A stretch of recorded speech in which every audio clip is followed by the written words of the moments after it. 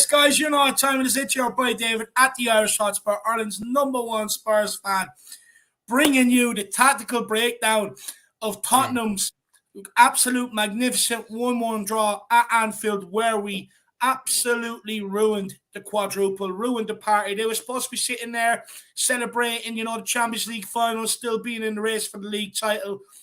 And we turned up and spoiled the party, and it's exactly what I relish. A lot of my friends actually are quiet this week. A few of them have blanked me, which I expected, which I absolutely love. Having them in silence, I love it. I know they're mourning. One of them actually texted me at 1:30 in the morning, very angry about Tottenham.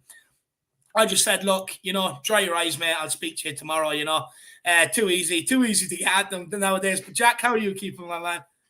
They're probably just trying to embody, Karen Klopp there, Dave. They're trying to emulate him too much. But doing well, Dave. It's nice to know that Spurs, at least we can call them ourselves, the party poopers of the season. If you need, us to do a job for you, if you need maybe somebody to drop points, if you need us to pull a masterclass off for you, just for a small fee, whatever it takes, we will pull it off in the most stylish of ways, to be honest, and kind of in classic kind of form as well. With Liverpool, Dave.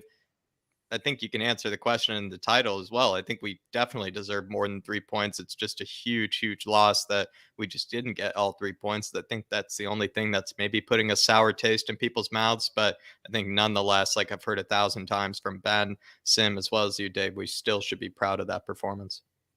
No, 100%. Look, at the end of the day, I get it. It's what if. It's the same as earlier on in the season. Sorry, Jack, 1 second. I just spilled my drink. I have to get a clap. I was on a little bit of a tangent there, but might as well get to the Harris Army, Dave, because I absolutely stunned him with that, bit of that bit of a mic drop there. But we have Moon Dog in the house saying, "Oi, oi, oi, Salivoy, big up, my man." And Moon Dog, I'm still saying, I mean, can Moon Boots maybe get a North London Derby goal for you? Because if Moon Dog, if he goes the whole season without scoring a goal compared to the rest of the defenders, be a huge loss. Sue Smith is in the building. Really good to see you, and really do appreciate you as well. Sue, always in here. Mick Hermerlock, someone who's also always in here, saying, "Good evening, lads. Was away this weekend. Didn't get to see the game. Come on, you Spurs." Mick, missed an absolute nail biter, missed probably one of the most proud performances you could see of the lads this season, but also just probably the worst ending you could have imagined, where just as he thought we were going to get all of the rewards that we definitely did earn, we just couldn't put it away with the Højbjerg header. You probably have seen the highlights by now, Mick, but big yourself up, man. Good to see you. RAI is loving the thumbnail as well because of the Kulusevski. A bit of skill over Thiago. Wemberley in the house saying, "Good evening, guys. An extremely solid point. And to get 8 out of 12 against the league's top 2 teams is no mean feat. However, our top 4 fate is out of our hands. Brighton and Brentford killed us." Yeah, this is exactly how I feel about it, Wemberley. And I think David feels a bit similar, where he was just telling me that it's not really this performance that we can really, think about when it comes to maybe missing out on top 4. You have to think about the Burnley performances. You have to think of the Brentford performances, the Brighton performances, the Wolves performances, where probably we should have gotten a lot more out of that game, or at least gotten a point out of those games, and we'd probably be sitting in a much different position than we actually are. But because we didn't put in the right display in those occasions, that's why we're sitting in this position now. But Wemberley, I completely agree. I think that's the right attitude, and that's the right outlook, honestly, on this season as well, Wemberley. Yeah. Big yourself up as well. Good to see you in here. Yeah, sorry, the point I was going to make before I spilled my drink, but crisis averted. It's all cleaned up now. Was look, I get, look, it's like the home game earlier on in the season when we drew with them 2-2. We're coming out with the what if again, if we took our chances. But at the end of the day, we have to remember, we gone up, and I hate to say this, but we went up against the best team in European football. The best team in the country, in my opinion, and a team that's been absolutely relentless on serious form. And nobody gave us a hope in hell going into this game. Nobody. We were up against the Anfield crowd, the team who's been on a serious run. They don't concede many goals at home whatsoever. A team that's been on an insane winning streak. We're a team that was buoyed after getting into the Champions League final, and that still had, to win the remaining games. So we went in there into a very difficult game. And what I've seen from Tottenham teams over the years is, and the pressure was on us going their for the best lineup as well, Dave. Sorry, just to add, their best lineup exactly. The best lineup, Jack, exactly. And what I've seen before is Tottenham crumble not only under the own pressure that they're under for going top four, but also buckle to other teams when the pressure's on going into the game. And we didn't do that. We stood up and be counted.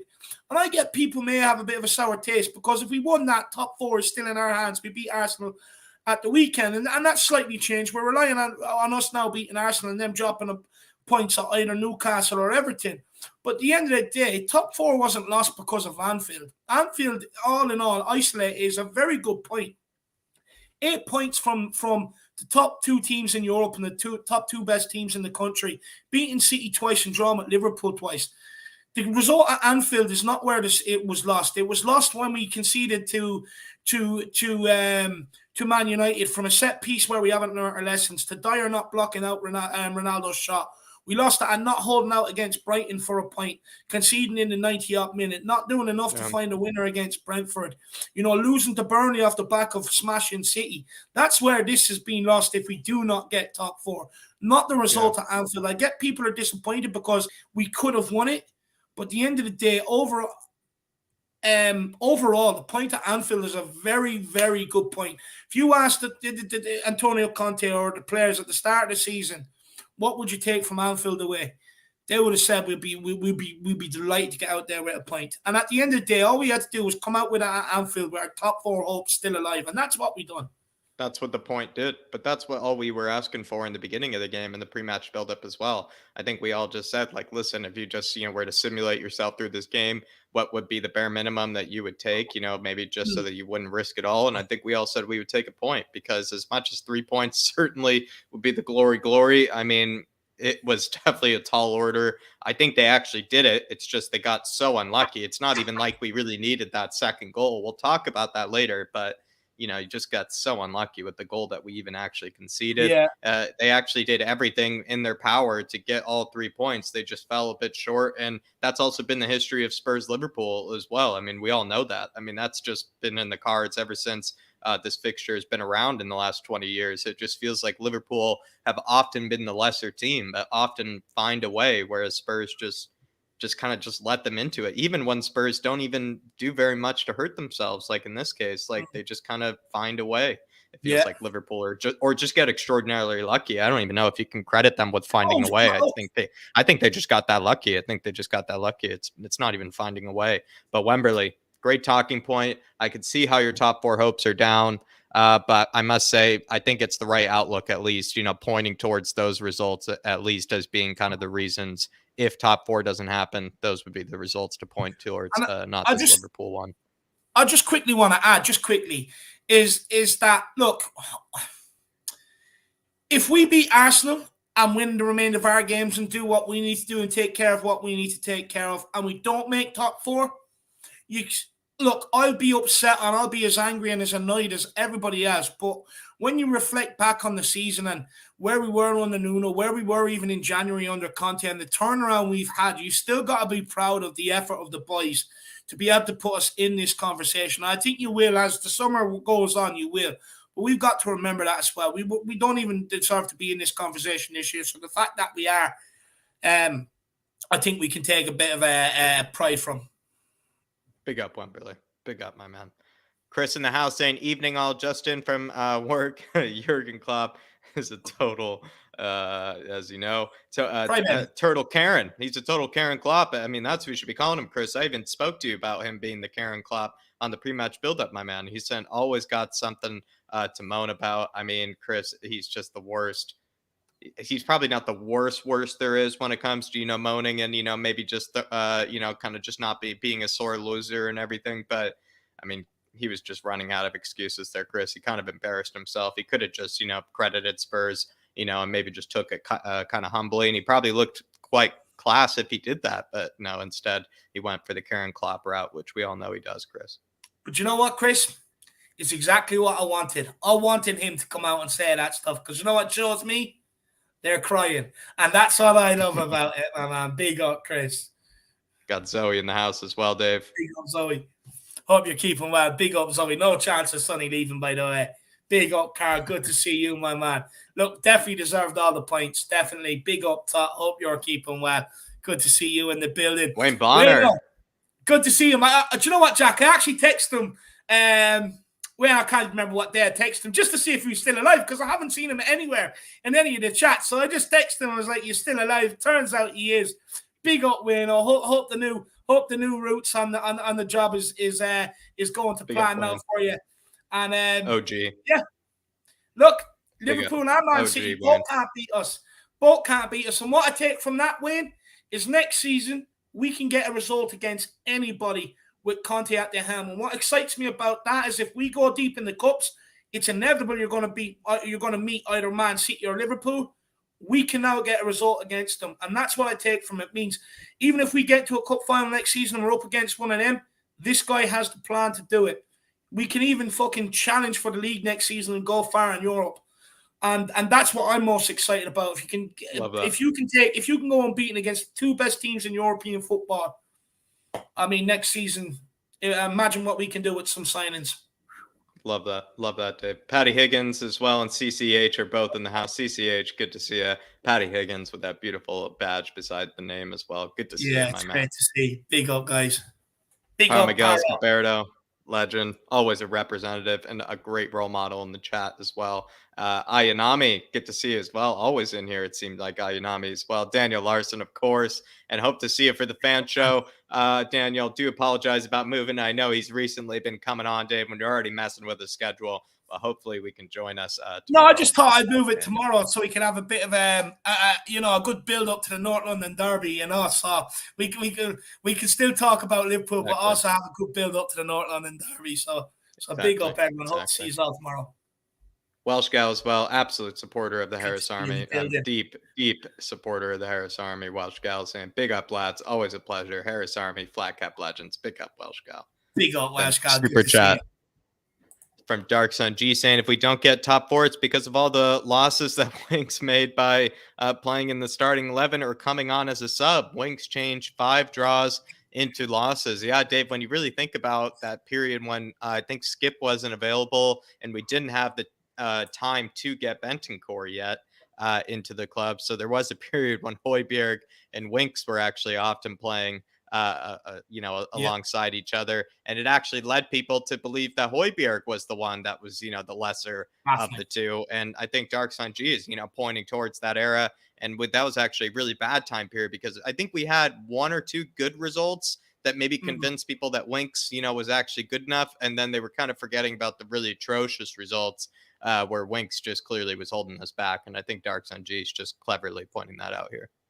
No, 100%. 100%. Look, it's the usual suspects. And look, I don't mean to get on their backs, but as good as Ben Davies and Dyer have been, you can also pick up moments from them. Sanchez, when he came into the team, how awful was that guy? I mean, yeah. Look, what this season has shown is that the players that I've always been harping on about, they have to be improved upon. Now, look, I've got to point, I don't want to sell Dyer and Davies.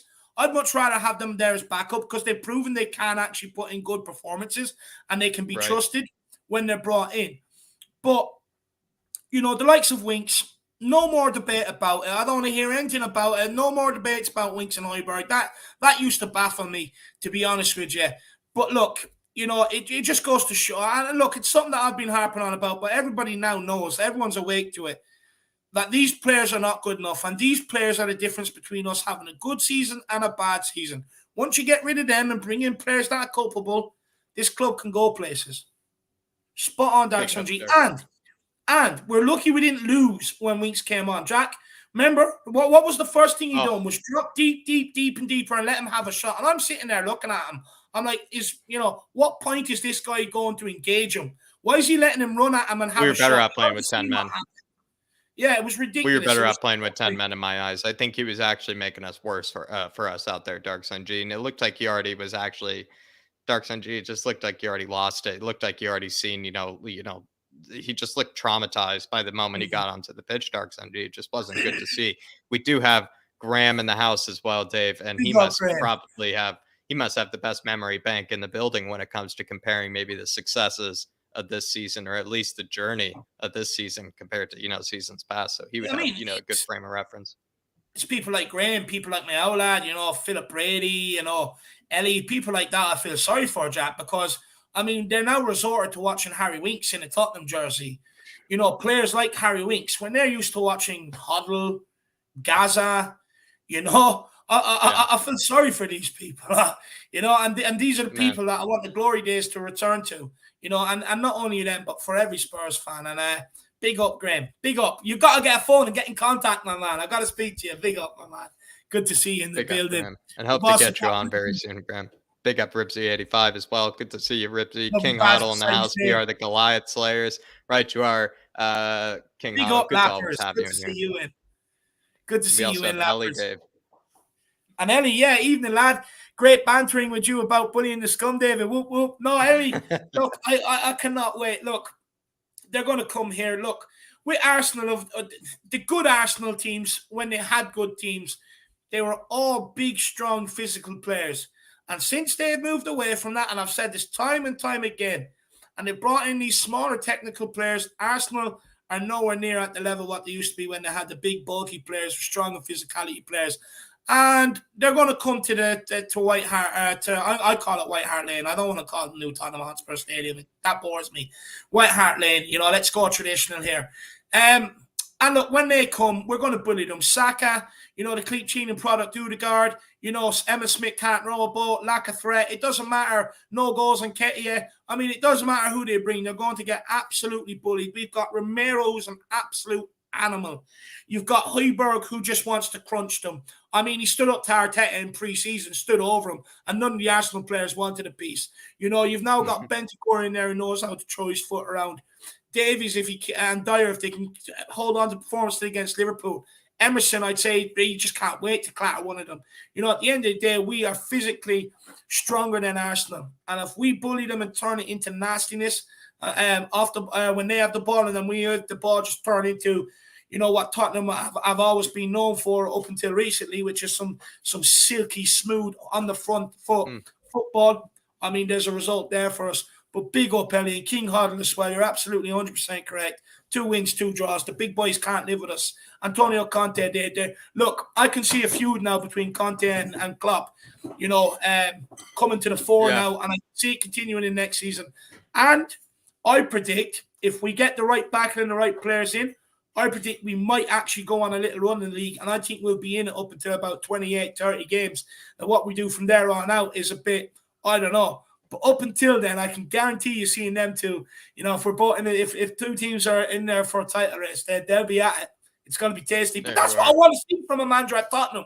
I don't want to see my manager sitting there licking the other manager's arse so he plays great football, or his team's wonderful. No, I want to see you get a psychological edge. Talk shit about them. That's what I want. Big up. I love it. Big up, Ellie. Really good to have you in here as well. And really do appreciate supporting the Harris Army. Dark Sun G in here with another one saying Winks, Man United away. He played in that game. Brighton home, Southampton home, Burnley away, Wolves home. He was in all those games. Man United away, I think he came on. No, he wasn't. That might have been Man United home. Was he at Man United at home? Oh, maybe. Was he in that game? Yeah.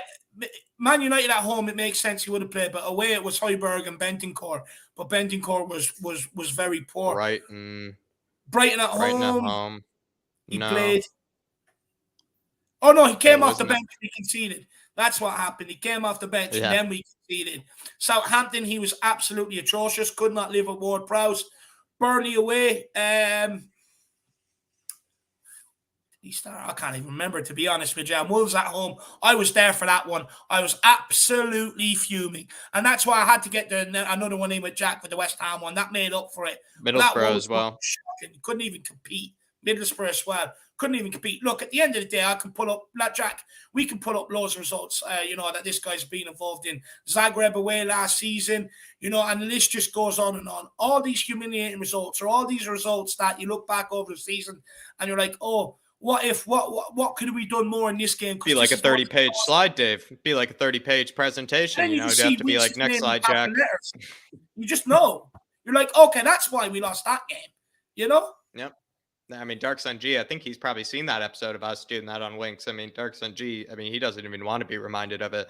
I mean, he knows it's like an 8-page slide at this stage. It's about to be 30, with the ones that if you let Dark Sun G, make that presentation, Dave, it'd be like 40, 50 pages long, him, finding all the ways, Winks has let us down in so many stages. And honestly, he's probably right, that at least you could attribute 4 or 5 points, just alone, to the guy. And I think Dark Sun G is spot on here. But But you can't big up. argue with what Dark Sun G is saying, though, Jack, because if you look at Yeah. it, right, our fortunes turned after the January transfer window finished, and we brought in Bentancur and Kulusevski.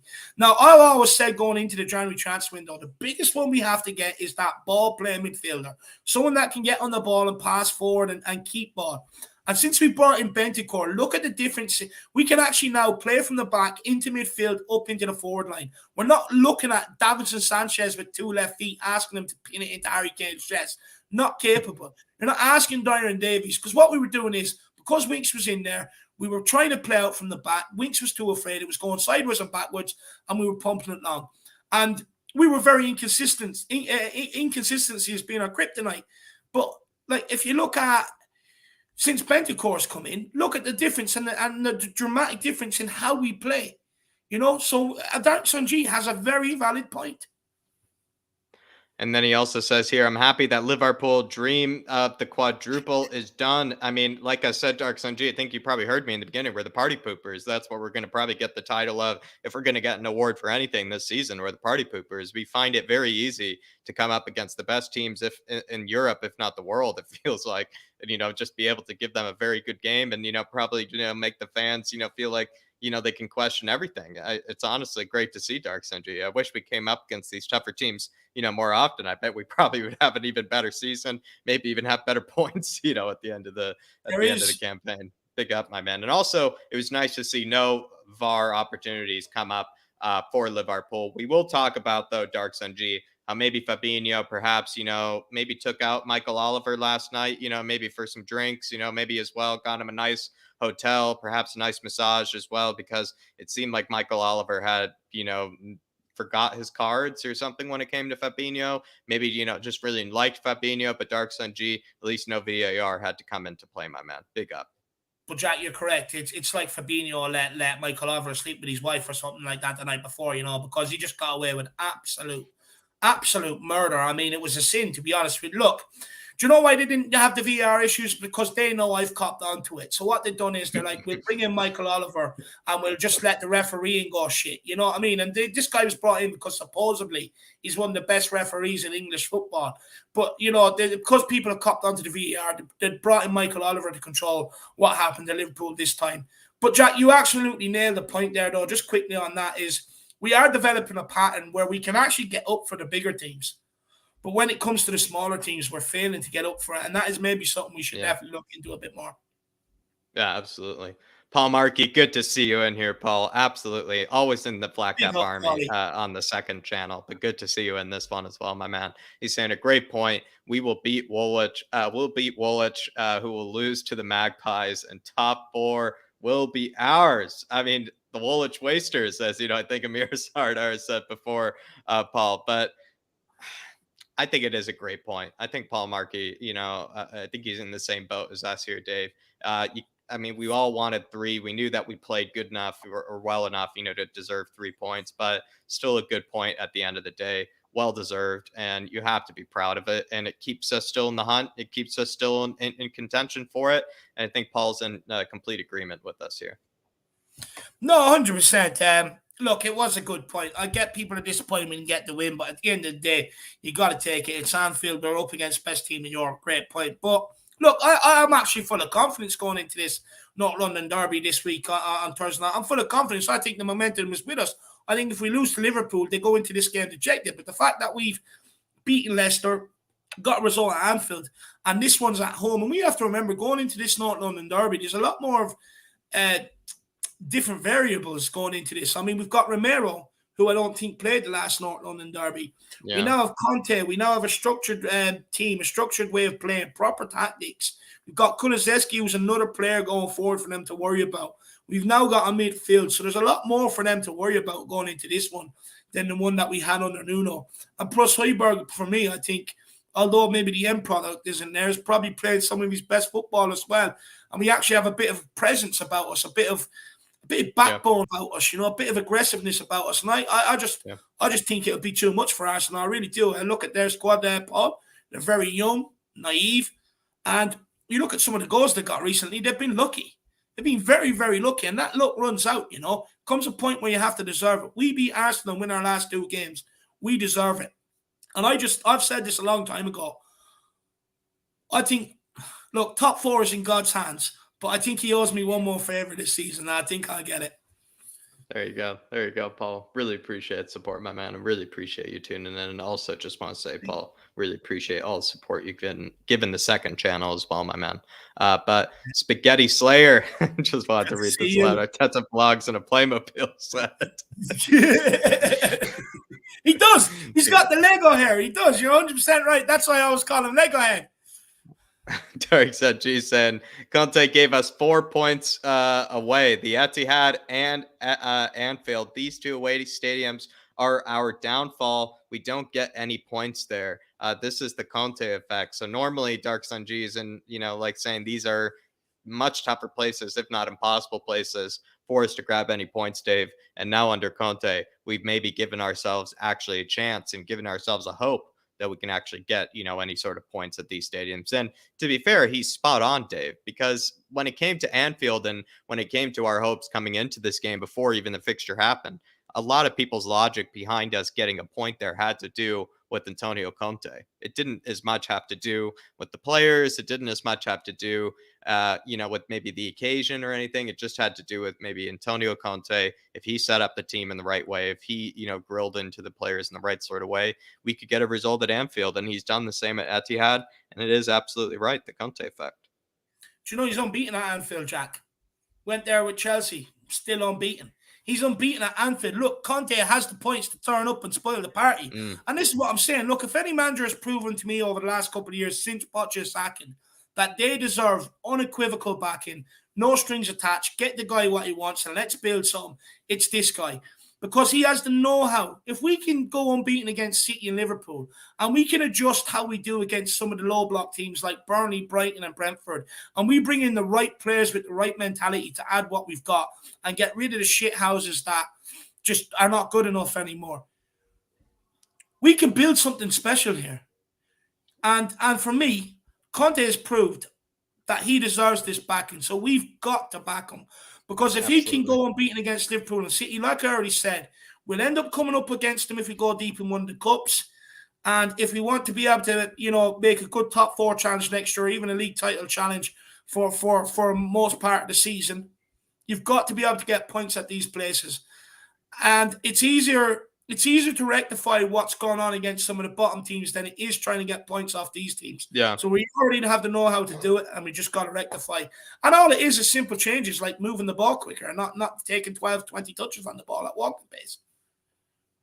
Dark Sun G just reiterating the point here, saying if we don't get top 4, it's because of all the losses that Winks made by playing in the starting 11 or coming on as a sub. Winks changed 5 draws into losses. I mean, you look at it, Dark Sun G, we had to play him. So as bad as he is, you know, I guess you can only beat up on him so long until you have to realize that, you know, we just were basically destroying ourselves by putting ourselves in the position to have to play him. I think losing Skip for this long of a period is extremely unlucky when you do look at it. I don't know if you can always prepare for those sort of situations because, of course, you can prepare for, you know, maybe a month, perhaps 2, but I don't know, Dave, what's it been? 6, 7 months almost. It feels like at this stage, you know, without Skip, I don't know. Yeah. It just feels forever. So when you do look at it that sort of way, can teams of our size really prepare for it? I'm not sure. I think in the future we should be able to prepare for things like that. But at that moment in time, I don't know if we were really prepared for that. And that's what hurt us the most, Dark Sun G, is that we were forced, you know, our hand was forced, you know, in terms of playing Winks, you know, and that's what he gave us. And you're probably right. Maybe had Winks just not been available, had Winks, you know, maybe been injured or something like that. Maybe Harvey White would have had to come in, something like that. Dark Sun G, maybe our fortunes would have changed. But big up, brother, and really do appreciate your support. And he's thrown in another huge one. Just quickly, I just want to say a big up to Jason Bell as well, Tequila 316, yep, Glitter World R, Gary O'Flynn, Harold T, Mr. Phillips is in there as well. Adam Phillips, big yourself up. Michael Bennett, Big Boss Man. The Bertie Hotspur, Chris Agenbar, Neverman is here. Catalania Pena, good to see you all. Good to see everybody. I think I saw Dermot as well. Good to see you, Dermot. Big Big up up, Bobby K Dermot. as well. Big up, Bobby. Dark Sun G in here with another big one, saying Højbjerg plus Bentancur can hold up against De Bruyne, Rodri, Gundogan combination, and a Fabinho, Thiago, and Henderson combination, which shows their class. They should end the Pierre-Emile Højbjerg as worse than Winks debate. I mean, Dark Sun G, if only we had Alex Davies on for this tactical breakdown, we probably would have to just get rid of all the tactical stuff that we come up with and just turn this into a big debate, because Dark Sun G, that would be pushing the nuclear button with Alex Davies there. He wouldn't like that sort of logic that you put up on the screen. But yeah, I mean, Dave, Højbjerg and Bentancur put up master displays, against those midfields. A lot of people even talk about the midfield being overrun, which often sometimes it is. But now with Højbjerg and Bentancur, it's a lot harder to overrun that midfield, and even the best midfields in the world had trouble overrunning it. No, they have, and look, all we need next season is the option to go 3 midfield if, when and if we want to, But at the end of the day, look, it ends the debate on Pierre-Emile Højbjerg. Is he good enough to be at Tottenham Hotspur? Of course he is. Look, I've said this time and time again, that every player needs a player that does the hard graft like he does, that does all the crunching, tackling, a lot of running off the ball, that is solid defensively, will get stuck in, is not afraid of the challenge.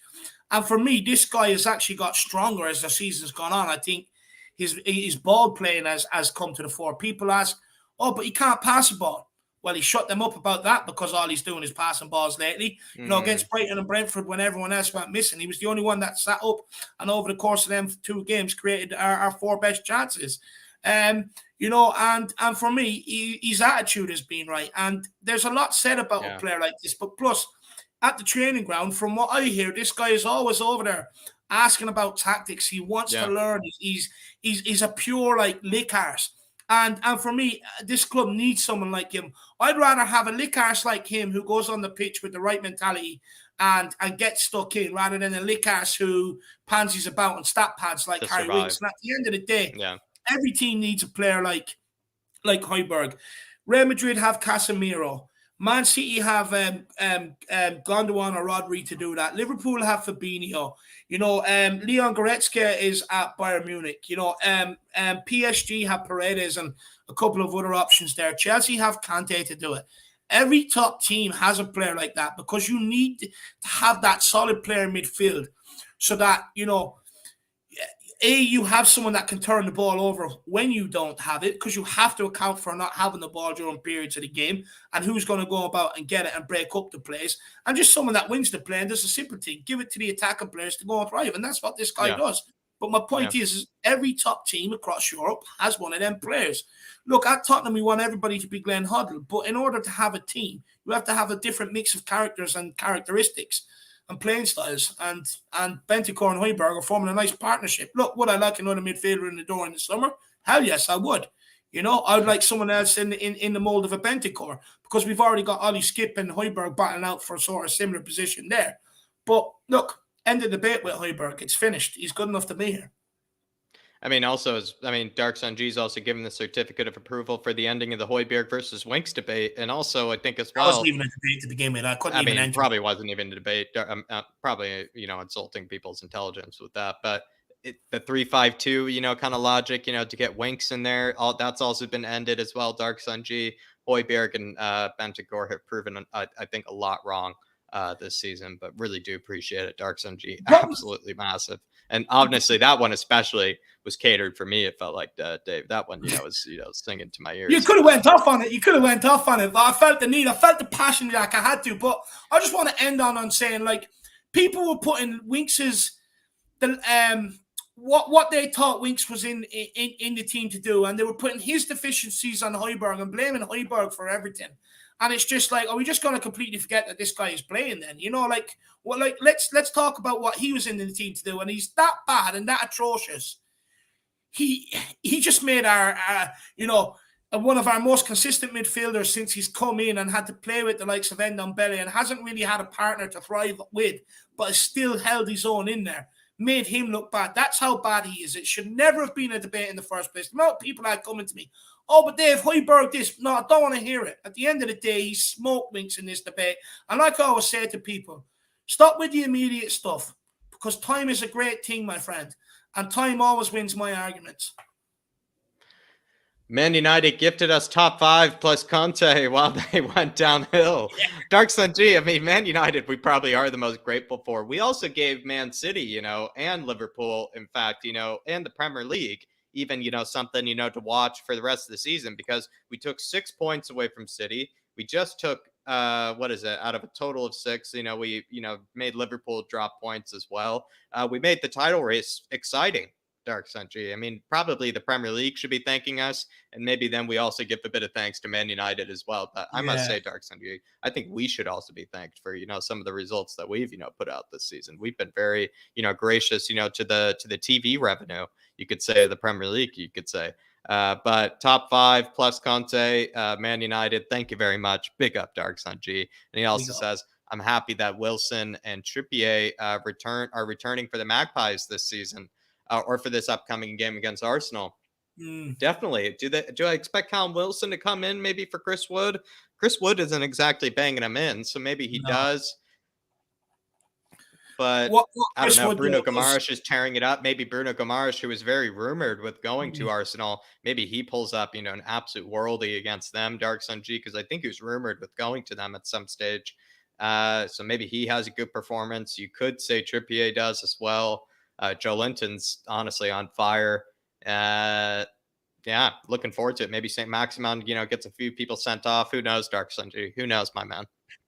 Yeah, big up Dark Sun G. Look, hopefully Trippier, if he does return, he can bang in a free kick. That would be absolutely brilliant. I'm actually not pinning my hopes on Newcastle getting a result. The only thing I'm holding on to for Arsenal going into that game is that it's Newcastle's last game at home of the season, and they might want to put on a performance. But I'm more hinging on the Everton game. But look, who knows, Dark Sun G? Look, we just got to beat them on Thursday, and then just do what we have to do, and hopefully they falter. But big up, my man. I really appreciate the support. But look, we'll start cracking into it. Let's start cracking into the tactical breakdown here, Jack. Let's do it. And also just wanted to say hello to Adrian Stroka. Ricky Nato as well, I believe, is in the house. HG Sharp. And then Adam Phillip. 62. Hotspur 82. Big yourself up. Big yourself up. But guys, keep getting your comments in. We will start getting them up on screen as we go along. But look, Jacko, let's take it away. Let's get into some of these match stats and some of the tactics used here in this game. Absolutely. In terms of the match stats, total shots, Liverpool had 22, whereas Spurs had 8, but we both had the same amount of shots on target with 3. Most of those shots from Liverpool came outside their box. I believe well over 10 of them came outside their box. In terms of possession, they had 65% of the ball, whereas we had 35%. Big chances created. We had 1 big chance created. They had 0 passes. Yeah, I can't believe it, Adam Phillip. I can't believe it as well, but it's happening. Passes, 618 for Liverpool, 338 for Spurs. Fouls committed. Liverpool, in fact, committed more fouls than Spurs. And to be honest, you would think it would be the other way around, with the team maybe sitting so deep and a team, defending so much more. You would expect maybe us to commit more fouls than the likes of Liverpool, but Liverpool are ones that have committed actually more fouls that game. We do also have Sean in the house as well. Big up, Sean. Good to see you as well, my man. Just saw him in here. Sneaking in. Moving on to anything about the match stats, Dave. Honestly, not too interesting, maybe apart from the fact that the shots on target were the same. And we had maybe 1 big chance created and they had 0. Yeah, just because we kept them to shots outside the box, which we're going to show now short, why we were able to keep them to shots outside the box. Very good from Tottenham. This is a Liverpool team that broke down teams week in, week out and really ripped them apart. Doesn't matter what sort of defense they've come up against. But with the shots they've had and how many they got on target, it just goes to show how hard that game was and the amount of work we went through to reduce them to that, because it's not easy. Absolutely. Moving on to the formations here. We basically set up in a 5-4-1, I'll be honest, and we'll look at that later. You can actually see the shape that we've taken a few screenshots of and a few still images of later. But we basically set up in that sort of formation for the majority of the game. Liverpool basically in their standard 4-3-3. This is also as well, you could argue, maybe their best lineup. This is the lineup they've been putting out in their Champions League runs. This is the lineup they've been seeming to think is their best one to an extent. So we did come up against their best possible lineup. This is their 5-4-1 against the 4-3-3. I guess maybe when we talk about particular players in that Liverpool team that maybe had a good game, you wouldn't really point out too many. I thought Trent was really stifled. Robertson was, pulled off early because I think Emerson was having such a good time against him. Diaz, you would maybe say one of the better players on the pitch for them. Thiago was not really doing very much, to be honest. Maybe had a few good moments. Henderson, I feel like, was non-existent. Fabinho basically was probably should have been rolled off, with cuffs. And then Mane, I don't also, not really a big threat either. So not even all these world-class players that I'm looking at, none of them really had, a big display, to be honestly, except maybe Diaz, you could say. I thought Diaz was probably their shining light. Look, Thiago's been absolutely unbelievable this season. We completely nullified him. Fabinho, he's been unbelievable. Like you said, should have been carried off in cuffs. Henderson didn't have the impact that he usually has.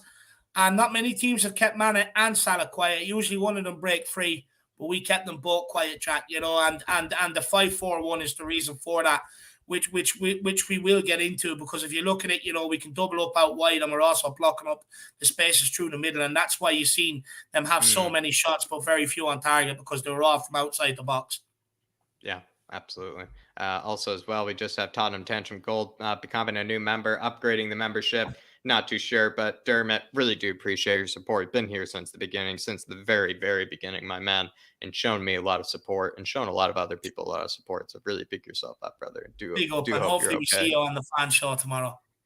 Absolutely. Let's go on to, where the game was played, for both teams, Dave. Liverpool attacked pretty evenly down both sides, by the looks of it. 38% of the game went down, Emerson's side, and then 34% of the game for Liverpool went down Sessegnon's side. So pretty even, actually, to be fair.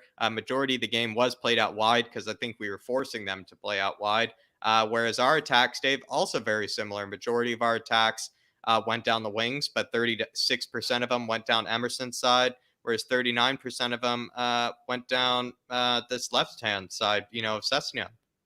I think. Look, it's more or less reflects what I expected before the game, Jack. Same as yourself. I mean, we all knew that Trent and Robertson get forward, and if you turn the ball over, and that's where the space will be. And so I'm not surprised it kind of matches up with how we thought we would get joy into this game, which was exploiting the space out wide and creating our chances. So it's pretty much even, in my opinion, to be honest with you. And I'm a bit more surprised about Liverpool's, to be honest with you, down the left and the right. Look, they usually do attack down both sides, but with the amount of shots they were popping off from outside the area, I thought I would have seen a lot more maybe through the middle, which is a bit strange. And I'm surprised they persisted with keep going out wide, considering how well we stifled them. But with ours, I expected it because it was where the space was going to be all game long. Maybe because they couldn't exactly get shots out from out wide, Dave, but when they did get their shots, it had to come through the middle, but they didn't have a lot of time in the middle. So that's why majority of the shots came, from outside the area. And so they were kind of rushed, a lot of those shots as well. So while the game was played out wide more, and maybe the space was a bit more out wide for them, for them to get their shots off, they had to come through the middle. And those shots, were, probably rushed, maybe always kind of, maybe pushed off or, kind of, influenced by a defender. So maybe that would be my answer to what you kind of brought up there. But there you are, everybody. That's how, the game looked in terms of, how each team attacked, where they attacked. Looking at, the average positions, it's actually a bit different this time around. You can actually see the semblance of kind of this 5-4-1, but maybe the big difference is with how many runs, Sonny made. And Dave, Sonny was absolutely gassed at the end of this game. So that's probably why his average position still ended up higher than Kane's, because when I really watched, because Dave, I rewatched the whole game today. Yeah. If I really think about it, his average position wasn't that high, but that maybe just had to do with how many runs he actually was making throughout, the game, which probably just ended up putting his average position still a bit higher up than Kane, because it felt like Kane was sort of leading the line in terms of that defense. But maybe because of the runs Son was making him behind and whatnot, he still ended up, maybe being in that sort of area. But also when we were in possession, this is the area that we do know Son takes up when we are in possession. He basically Yeah. just moves centrally as a second striker. Kulusevski definitely keeping a lot more width than we know Lucas does, which is good to see, right on top of Emerson, which has been a bit of a pattern. Sessegnon trying his best maybe to keep the width and also a bit high up as well, which is good to see. Højbjerg and Bentancur right on top of each other, as we usually know. And then, the back three probably makes sense with maybe Ben Davies being a bit higher up than the rest of them. And then Romero kind of drop it nice and deep because of Diaz. But yeah, the average positions, Dave. Look, it's very similar to what we were seeing when we were on that period where we were absolutely smacking teams. Look, I get what you're saying about Sonny's, but I think the reasons why Sonny and it is a bit higher than Kane is because once the ball got to Kane, Sonny was our outlet. Look, Sonny had a hell of a lot of work to do and work that he's not used to doing, which is constantly doing his defensive duties. But as soon as we get the ball, rather than already being up there with Kane, he's got to make up that gap to get up there with Kane and beyond. So you're asking him to sprint more or less 3/4 of the pitch. So that does seem about right, because as soon as Kane got the ball, it was Sonny that kind of moved into a central position to be the last man running in behind off the shoulder.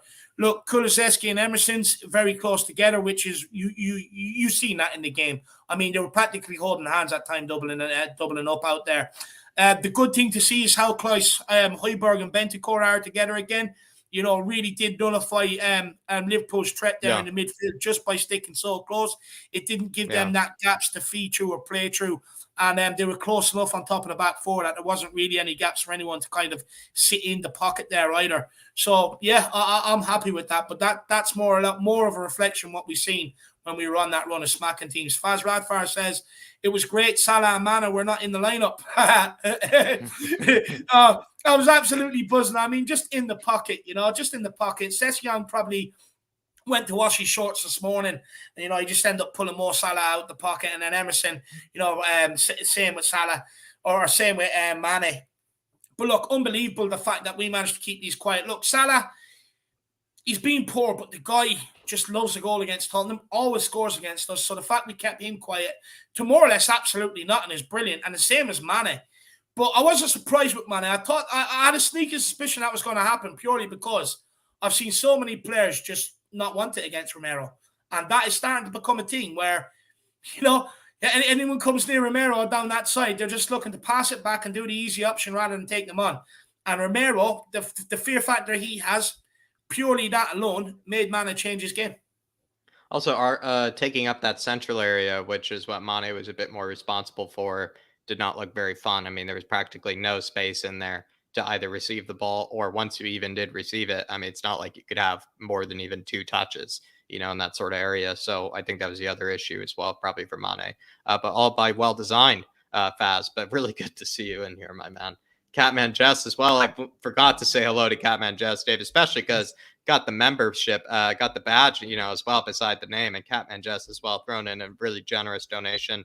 Not sure if I've seen a comment since then, but Catman, do let me know if you want, something to be put up on screen. Of course, we always put up all the comments on screen. But Catman Jess, been here, Dave, for a very, very long time in this channel. Absolute OG. Really has supported me on the second channel as well. And Catman, as always, good to have you in here, brother. Really do. Yeah, big up, Catman Jess. Big yourself up, my man. Good to see you. And just let me know if you were supposed to say something and we'll get it up.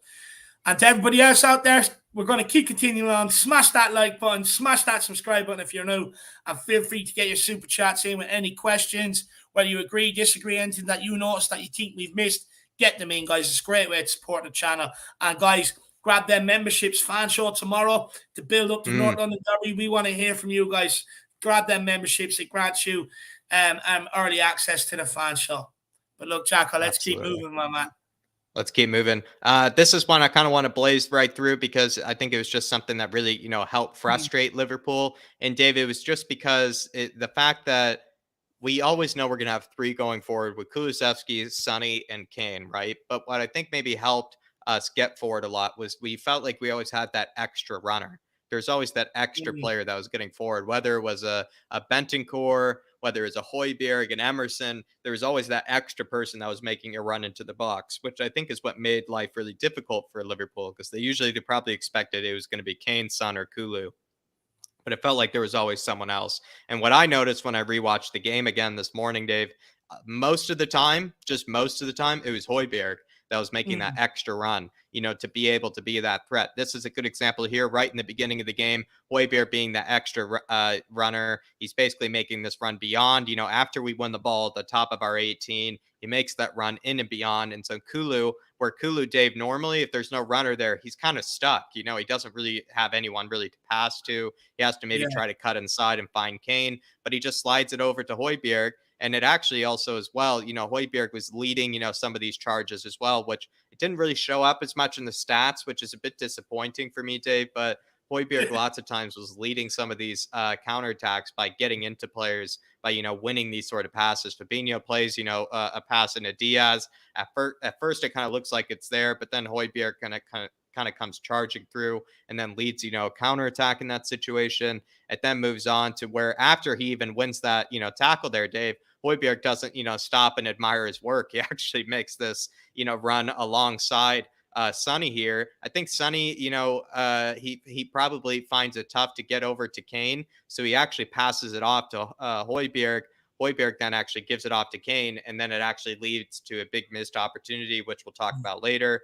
This is another scenario, Dave, where, look at all the players that we had forward. Sonny didn't really know who to give it to, gives it off to Højbjerg. Højbjerg with that absolutely fabulous strike, hits it off the woodwork, hits it off the post. I actually think Højbjerg should take more shots from distance, if you ask me, because it feels like every time that he does, it's usually pretty close, or usually he gets pretty good hold of it. I've never seen Højbjerg, Dave, hit like kind of a dribbler, into the goalkeeper. mhm. He seems to always have a really good strike when he does. And that was kind of, my whole little spiel, Dave, was, Yeah. Højbjerg, I thought, was leading a lot of these attacks. This is another one right here where it's actually Mm. more credit to Emerson than anything, because the front three is especially narrow here. Someone like Emerson is keeping that width. And look at how dangerous that pass was that Højbjerg does play into him. Leads to a really good chance, I think, from Emerson.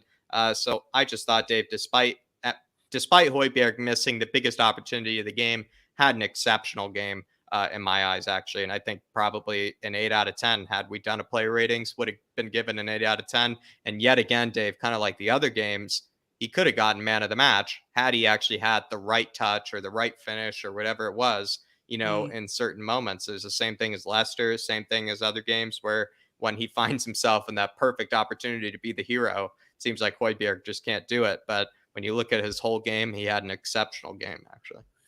No, look, 100%. And even that header at the end, he's no right to be the one in that position, but he's still there. And it just goes to show that even Shows right to again, the yeah, end, extra runner being the yeah, extra runner yet again. Good point. Yeah. yeah, yeah, So he was the extra runner. And look, this is something that I'm not surprised. I've seen it happening over the last couple of games, even against Leicester. Jack, the amount of times he was breaking forward.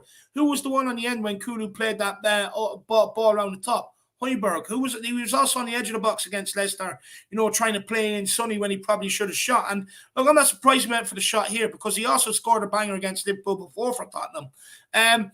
But look, Jack, it's clear to me that he's been instructed to be the one from the midfield to break forward, to provide that option, provide that outlet if Kulusevski, for the likes of a Kulusevski, or if Kane is able to hold up the ball, be the one to be able to get up there and support him. And it goes back to, look, back in the day, it used to be you talk between yourself, one stays, one goes. And that looked like what Conte is implying here, where he gets Højbjerg to be the one to break forward and offer that support. And look, what we actually done in this game, Jack, is we actually broke in blocks of fives or sixes at times, where it was obviously Son, Kulusevski, Kane, Session keeping the weight out one side, Emerson out the other, and then Højbjerg bursting forward. And that's how we actually created a lot of our chances. If you go back and watch the game, they were the players involved in our chances going forward. And it was very smart that when we did get the ball, to get players up there in numbers and everyone busting forward, mhm. but Yeah. also be aware that Liverpool can't take the ball off your encounter, but then you still have your Bentancur, your Davies, Romero, and Dyer back there to keep your defensive solidity and allowing these players to break forward. But that was a common theme of us breaking forward in packs of fives and Right. six. Absolutely. Amir Sardar in the house saying we must do business on Thursday. Smash those Woolwich oysters. Absolutely love it, Amir. And good to have you in here. And Yeah, hopefully we can have you tomorrow for the fan show, Amir. We're going to need your energy, my man. We're going to need that energy. Big big up, up, Amir. Amir. Hopefully we see you tomorrow, my man. But we do move on, I think, to this is, I think, an especially important part here. We're going to break down the shape. Just really going to show you, I think, some great, kind of still images of it. I don't really know how much we need to go into depth. There are a few Yeah, things I wanted to talk about, though, Dave, about why this was so effective. But the 5-4-1 here, what I really liked, and maybe what I noticed first, Dave, is that with this 5-4-1, we'll see in other images as well. But there was actually, in the first half, it was executed the best, because what it made it so good was that there's the space that was in between kind of the back five and the goalkeeper was so limited, but yes, that it was really hard to play a pass in behind, but the line was also still high enough that it made it really hard for Liverpool to really kind of cave us in and play outside of our penalty area. So in the yeah, first half, I think we actually had the best defensive structure because we didn't drop too deep, where we were, having them just play right outside our box. But we also had it where we were deep enough so that any ball over the top was basically just null and void because it could be taken over by a center back, or it was just easy enough for Lloris, to take care of. So what I really liked, Dave, was just this 5-4-1 shape. I thought was really effective. You can see how tough it is for them to even get passes into the midfield there, because someone's going to crunch them from the center backs because they have to see the whole game in front of them. They also have, Højbjerg and Bentancur who are constantly shifting. They had Kulusevski, who either helps double in these areas, helps double in the middle. Same thing goes for Sonny. And you maybe another good example here, Dave. This one you show, it's the same sort of thing where they're obviously making it so that playing anything through the middle, despite how many people they have in the middle, Dave. I mean, what are we looking at? 4 different people, trying to play in the, that middle third, that, in between the, in those half spaces. We see 4 different Liverpool players playing in there, but it's still so tough to play through. Another good example I thought was this one, where you can actually see again, like the line is actually quite high, but look how hard it is, Dave, to actually play that ball over the top to anybody. So the whole game is just being played in front of Spurs. Even when they're out wide, it's really hard, for them to do much with it because you still have Kulusevski, pressuring them. So I thought, Dave, if you really rewatched the whole first half, it was beautiful, honestly, to watch. If you like watching defensive, kind of structures, defensive organization, and kind of, in a certain kind of flow and pattern, it was honestly beautiful, Dave. It really was beautiful. No, it was. And what the formation allowed, it actually stifled Liverpool's midfield three, especially Thiago, who's been pulling the strings the last while. It stopped him from getting on the ball and having time, space, and options. And then what it basically done is, it was when we moved as a team, if it went out left, it meant This is that Sonny outright. then This is a could good example. When we moved out right, Sonny go. forces Trent to play backwards. Then the same thing, Dave, is, it goes out here. Kulusevski is going to be forcing Thiago the same way to go back to the other side. Sorry, continue though. Yeah, no, that's what I was just about to say. That if the ball is out one side, it meant that Sonny could come out and go over there and double team, and if it was out Kulusevski's side, he could come out in the middle and double team. And effectively, what it done is it stopped them from getting any space in the middle, but it gave them no joy out wide. Also, they literally got absolutely nothing from this game, and because of how tight it is, how close the back four or the back five or the midfield four is on top of the back five, and then the space, there's not really that much space for Liverpool to put the balls in behind either. And what it done, it just completely stifled Liverpool's attacking threat. Even if Robertson or Trent Alexander-Arnold tried to come out, we just had numbers out there. So no matter what, we filled our whole half with numbers and we kept it tight. Didn't give them any spaces really to play in whatsoever. And I mean, the shots on target for me reflect this. That's a really good way to put it, Dave. What do you think? Maybe this shape, Dave, was consistent throughout. It stayed, hardworking throughout. And towards the second half, it started dropping a bit deeper, and we found Yeah, ourselves, a bit, deeper in our box than we'd like to be. I think you have to give credit to them because that's just what happens. The further the game goes on, the harder it is to keep that line higher up, especially, the more pressure that gets put on, especially I think at one stage they had like 4 players that were, full blown strikers, in the Liverpool lineup that they were trying, to get going. So the line did drop a lot deeper. But at Yes. least in the first half, Dave, this was beautiful to watch. And I think I just want to go through these images again because you can Just, see how easy, you can see how hard it is to play into these players in the yeah. middle. You can see how organized the back line is. I think this one is probably one of the most best examples because you can see all these Liverpool players spread across here. But look how hard it is, even for a player like Thiago, to even try to spray, a pass there. Because even when he tries to spray into these passes, it's not really guaranteed it's going to get there, Dave, and it could lead to a counterattack for Spurs as well. So I must say, I thought it was just a beautiful defensive performance. And if people like defensive football, if they like, analyzing, defensive structures and defensive shapes, I thought this was a beautiful example of it. No, it was, and it was perfectly executed. But as well, Jack, if you look at the images here, in the first half, the Liverpool players were all coming to the ball looking for it. They weren't running in behind. The reason why the line dropped a lot deeper in the second half, and what I noticed from it, and the reason why, and I think it actually suited us, is because if you go down to Liverpool over the last couple of years, they like putting these little balls in behind. They always have a runner going in behind. But because we dropped deep, and when they did mix up the game and they did start trying to play them balls and drop people in behind, they were just Hmm. dropping it onto Dyer Davies or Romero's forehead because we were Yeah. that deep. And I actually think dropping the line deeper in the second half helped us because we've been caught out time and time again with them cheeky little balls to the back post and they have a free runner running in. It actually suited us. Yeah, I think it did suit us. But there you are, everybody. That's the 5-4-1. Lots of different looks at it. You can see how organized it was, and you can see that they really took into force Conte's tactics, that weekend, which is really good to see. I actually wanted to maybe just zoom through this potentially, just because I actually wanted to go on to maybe some defensive performances that I thought, Dave, were actually really unique as well. I thought, Dave, honestly, the whole 11 had good defensive individual performances on the day. I can't really point to anyone that really had a bad, defensive day. So I think a lot of patterns that I was noticing, in fact, was just quickly Emerson and Kulusevski. Often, anytime that Luis Diaz dribbled into these sort of areas, immediately met, with Kulusevski, so that Emerson's job was nowhere near as hard. You can also look at it again with Henderson. When he was in that area, Emerson and Romero are doubling him. I think Romero, in fact, even cleans out Yeah, Henderson so. in this area as well. So that was something I noticed, Dave, was that there was a lot of teamwork as well in the Yeah. defending, helping out Emerson, which made Emerson probably look a lot better. But also, it's just good to see that sort of teamwork as well. I know we looked like that we were sitting deep, but I rewatched, the game today, Dave. There are lots of scenarios, and I could have taken 6, 7 screenshots of moments like this, but we also were actually pressing quite high in certain scenarios as well, where Liverpool, once they play backwards, Spurs didn't, just sit and wait for them to come back. They actually moved the whole defensive line forward and tried to actually win the ball high up the pitch when Liverpool decided to play backwards. Or also when Spurs, in fact, Dave, when they went on their own attacks and Spurs lost the ball, high up the pitch in Liverpool's half, they wouldn't just retreat immediately, back into their own. They actually would keep the defensive line quite high up. So this is just one of many examples. I just decided to take one here where you can see actually how high up Spurs are pressing. Another good one, Dave, was just Ben Davies. I mean, I think Sean, was pointing out that Ben Davies, he thought had an exceptional game.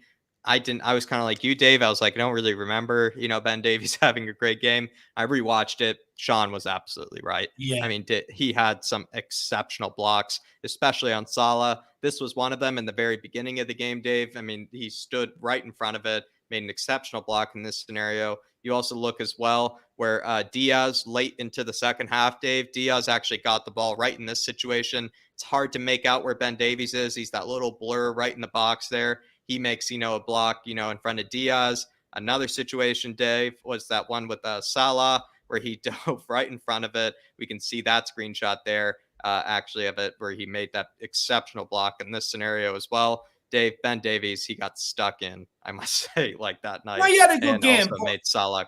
He made Salah. He wasn't great in possession, but at least on the defensive end, he was doing exactly the opposite of what he was doing against Brentford and Brighton, where he was, staying away from it. He wasn't hiding away from the ball, Dave. He stood big.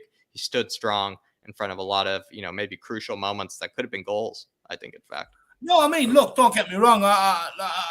Looking back on it, I think he did have a good game. But a question was posed to me about Emerson. Are we praising him or overpraising him because we're not used to seeing them good games from him, especially on the ball and stuff? Mm. Then I pose the same question about Ben Davies. Are we overpraising him because he's actually doing what he should be doing and what he gets paid to do, which is bloody put his body on the line? You know, how many times have we seen him turn his back? So I pose the same question. Are we getting overhyped about Ben Davies' game because he's actually doing the basics of defending?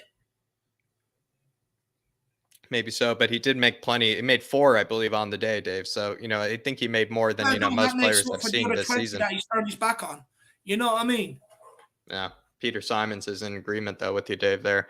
But, yep, these are just one of the many individual performances on the defensive end that I thought were exceptional. Ben Davies is one of many of them. Another one, Dave, I thought was Emerson. Not only was he good going forward, I thought he was excellent defensively.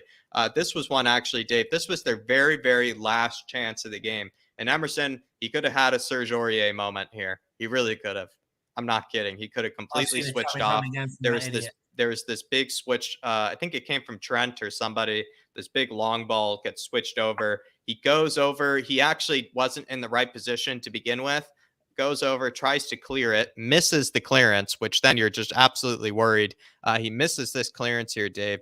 Luis Diaz actually has an exceptional first touch, which isn't a big surprise, but Emerson finds it within himself, finds the athleticism to get down and then be able to still win the ball there. And this was the very, very last chance of the game, I think, as well. So, Dave, I thought there were some exceptional individual defensive performances out there. Not only was the defensive shape and the organization, exceptional, but there really was a lot of teamwork. There was just a lot of heart out there. And there was a lot of, honestly, people just getting stuck in all over the place. Not even just the usual suspects like Romero and Højbjerg.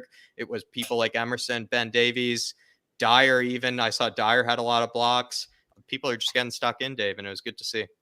No, it was. I actually thought Romero was outstanding as well, to be honest with you. I thought he was brilliant. I thought, in terms of getting on the ball especially, I thought he was very good, crunching tackles and stuff like that. But look, the reason why I still believe that Emerson had a better game than Davies is because Emerson done both sides of the game well, in terms of on the ball, in possession, and defensively. Go back to the first half against Liverpool, and you didn't mention this, Jack, but how many times did we see him kicking the ball away? There's a few times he kicked the ball away, and it's well and good that, but at the end of the day, we're praising him for putting his body on the line. We should be doing it all season. He shouldn't have to wait to Anfield to do it. And that's why I just think we're praising Ben Davies too much for actually doing the basics of defending. Whereas Romero had a better game because he done both sides of the game equally as well. Whereas Ben Davies done one side of the game, which is his job. Yeah, I can't disagree with that, Dave. And I can't argue with that. Just pointing out the still images. Point out what I noticed, what I gathered. Another thing that was.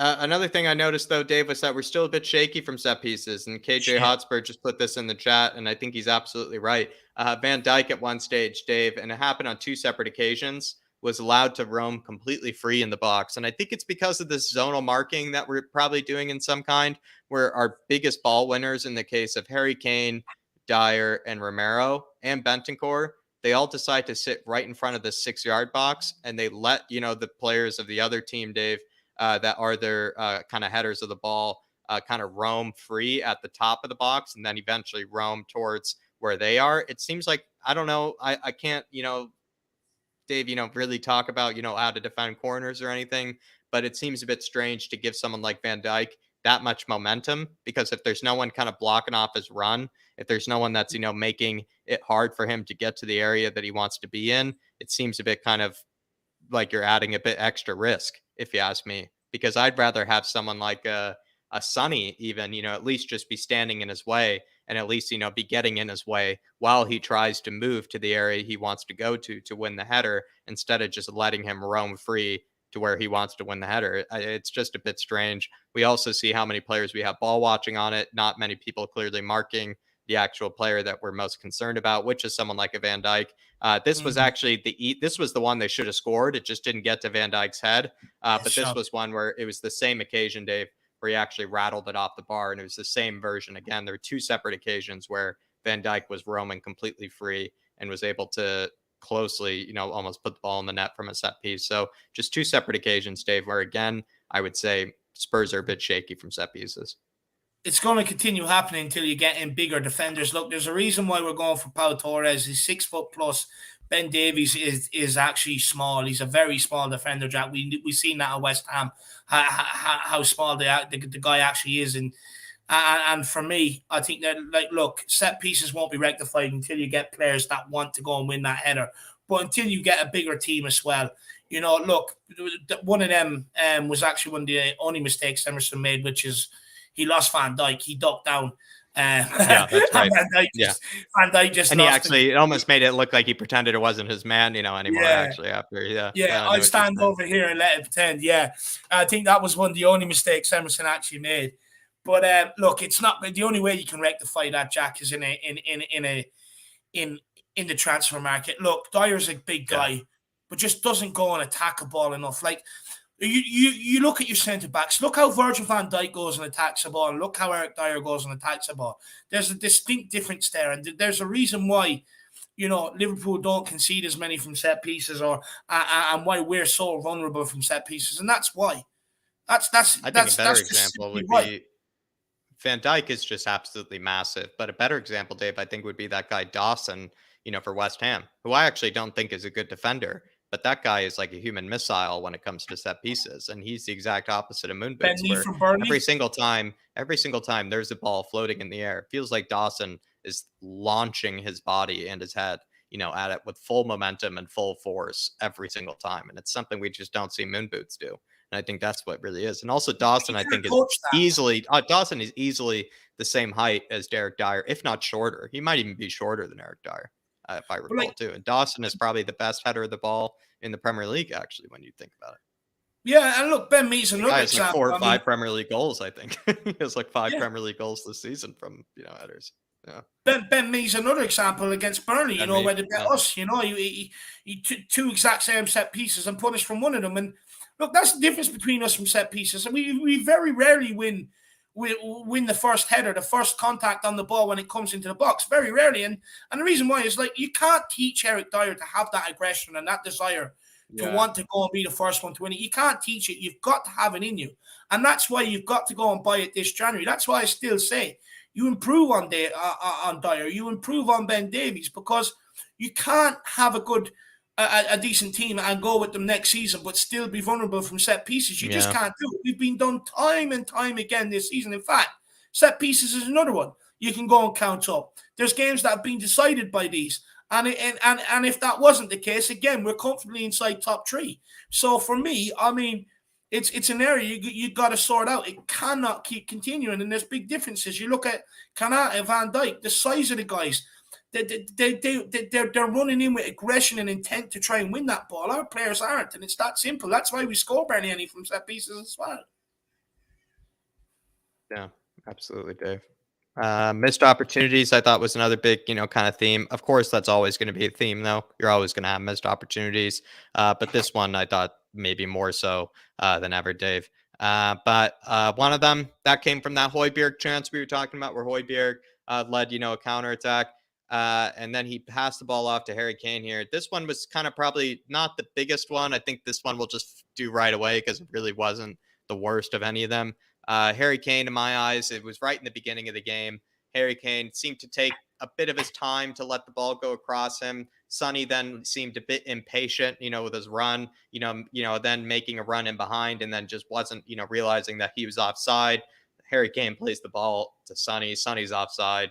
The ball also ended up going in Allison's hands as well. So just a missed opportunity there. Not really the biggest one. Another one, though, was Højbjerg leads a counterattack, sprays to Harry Kane here. Harry Kane actually was very common in this game, I thought, Dave, had an exceptional first touch. Just felt like his second touch after the first touch always kind of let him down, a bit in certain moments. And this one, Højbjerg plays it kind of a floating, like cross floating pass over to Harry Kane here. And then Harry Kane touches it down, goes over to his left. Henderson just kind of gets stuck in. I'll be honest. I rewatched the game. He really does get stuck in here. But that was another missed opportunity, I thought, in my eyes. I don't think there's too much analysis. Another one was Emerson. This one was probably much bigger. It kind of gets worse, I think, the more we go into it. Emerson's here. Ended up just being too long for Sonny, ended up being too long for Sessegnon. Sessegnon, I thought, actually didn't do great with handling it either. He seemed to just take forever to get it under control, then ended up like firing it into Son's feet from like 2 yards away from him, which also just, ended up being kind of a sad missed opportunity there. You look at this occasion where, again, Dave, it's actually a similar thing where Harry Kane, look at the players that he just wrecked right there on top of each other. This pass, if he had played it a bit better, could have been in behind for Sonny. Sonny, all he would have had to do is just, one-on-one with the keeper. Pass ends up going kind of behind him, and then off to the left, then leads to Sonny, instead of playing Harry Kane back or playing Bentancur, Sonny then plays Ben Davies. That pass ends up being a bit too far for Ben Davies. That I thought was another huge opportunity kind of missed, because this one was kind of the whole team. It felt like messing up. This one was just Emerson missing a huge one. I thought this one was pretty poor from Emerson. But this one I thought was kind of just the whole team being a bit, poor in this one. Yeah. On this one, I don't actually blame Kane. I don't even blame Son. But I remember this one because this is at the point where I knew Son was bollocks. Son had the ball and had him one-on-one, but didn't want to go and beat him because he didn't. Yeah, he didn't want to cut inside at that stage. He was too slow. He was looking for the pass.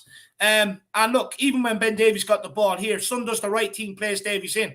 I actually thought Ben Davies could have put that along the 6-yard box to Kane at the back post instead of going for a shot. And even Harry Kane bollocked him for it. Harry Kane even said it to him after. He's like, I'm here. Why put it across the ground, Yeah.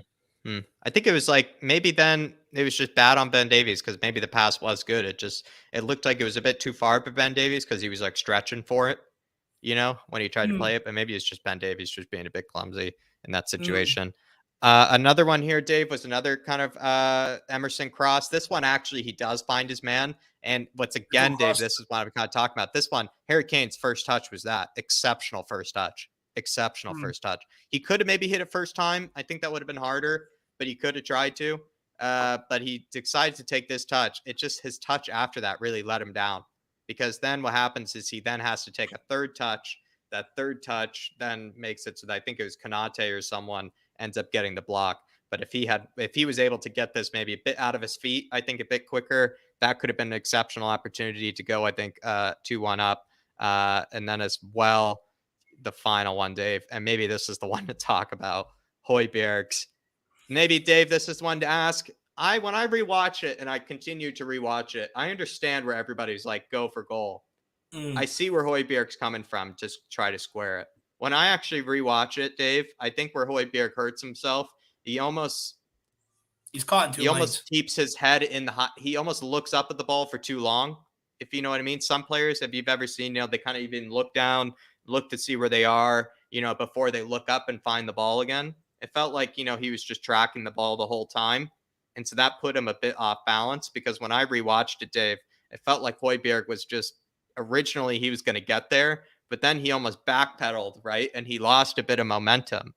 And it felt like once he lost a bit of momentum, maybe going for the shot here was a bit harder. And so he decided to square it, where maybe originally, Dave, he was going to go for the shot, but he just kind of hurt himself and hurt his momentum, decided to square it for Kane and just effed it up, kind of entirely.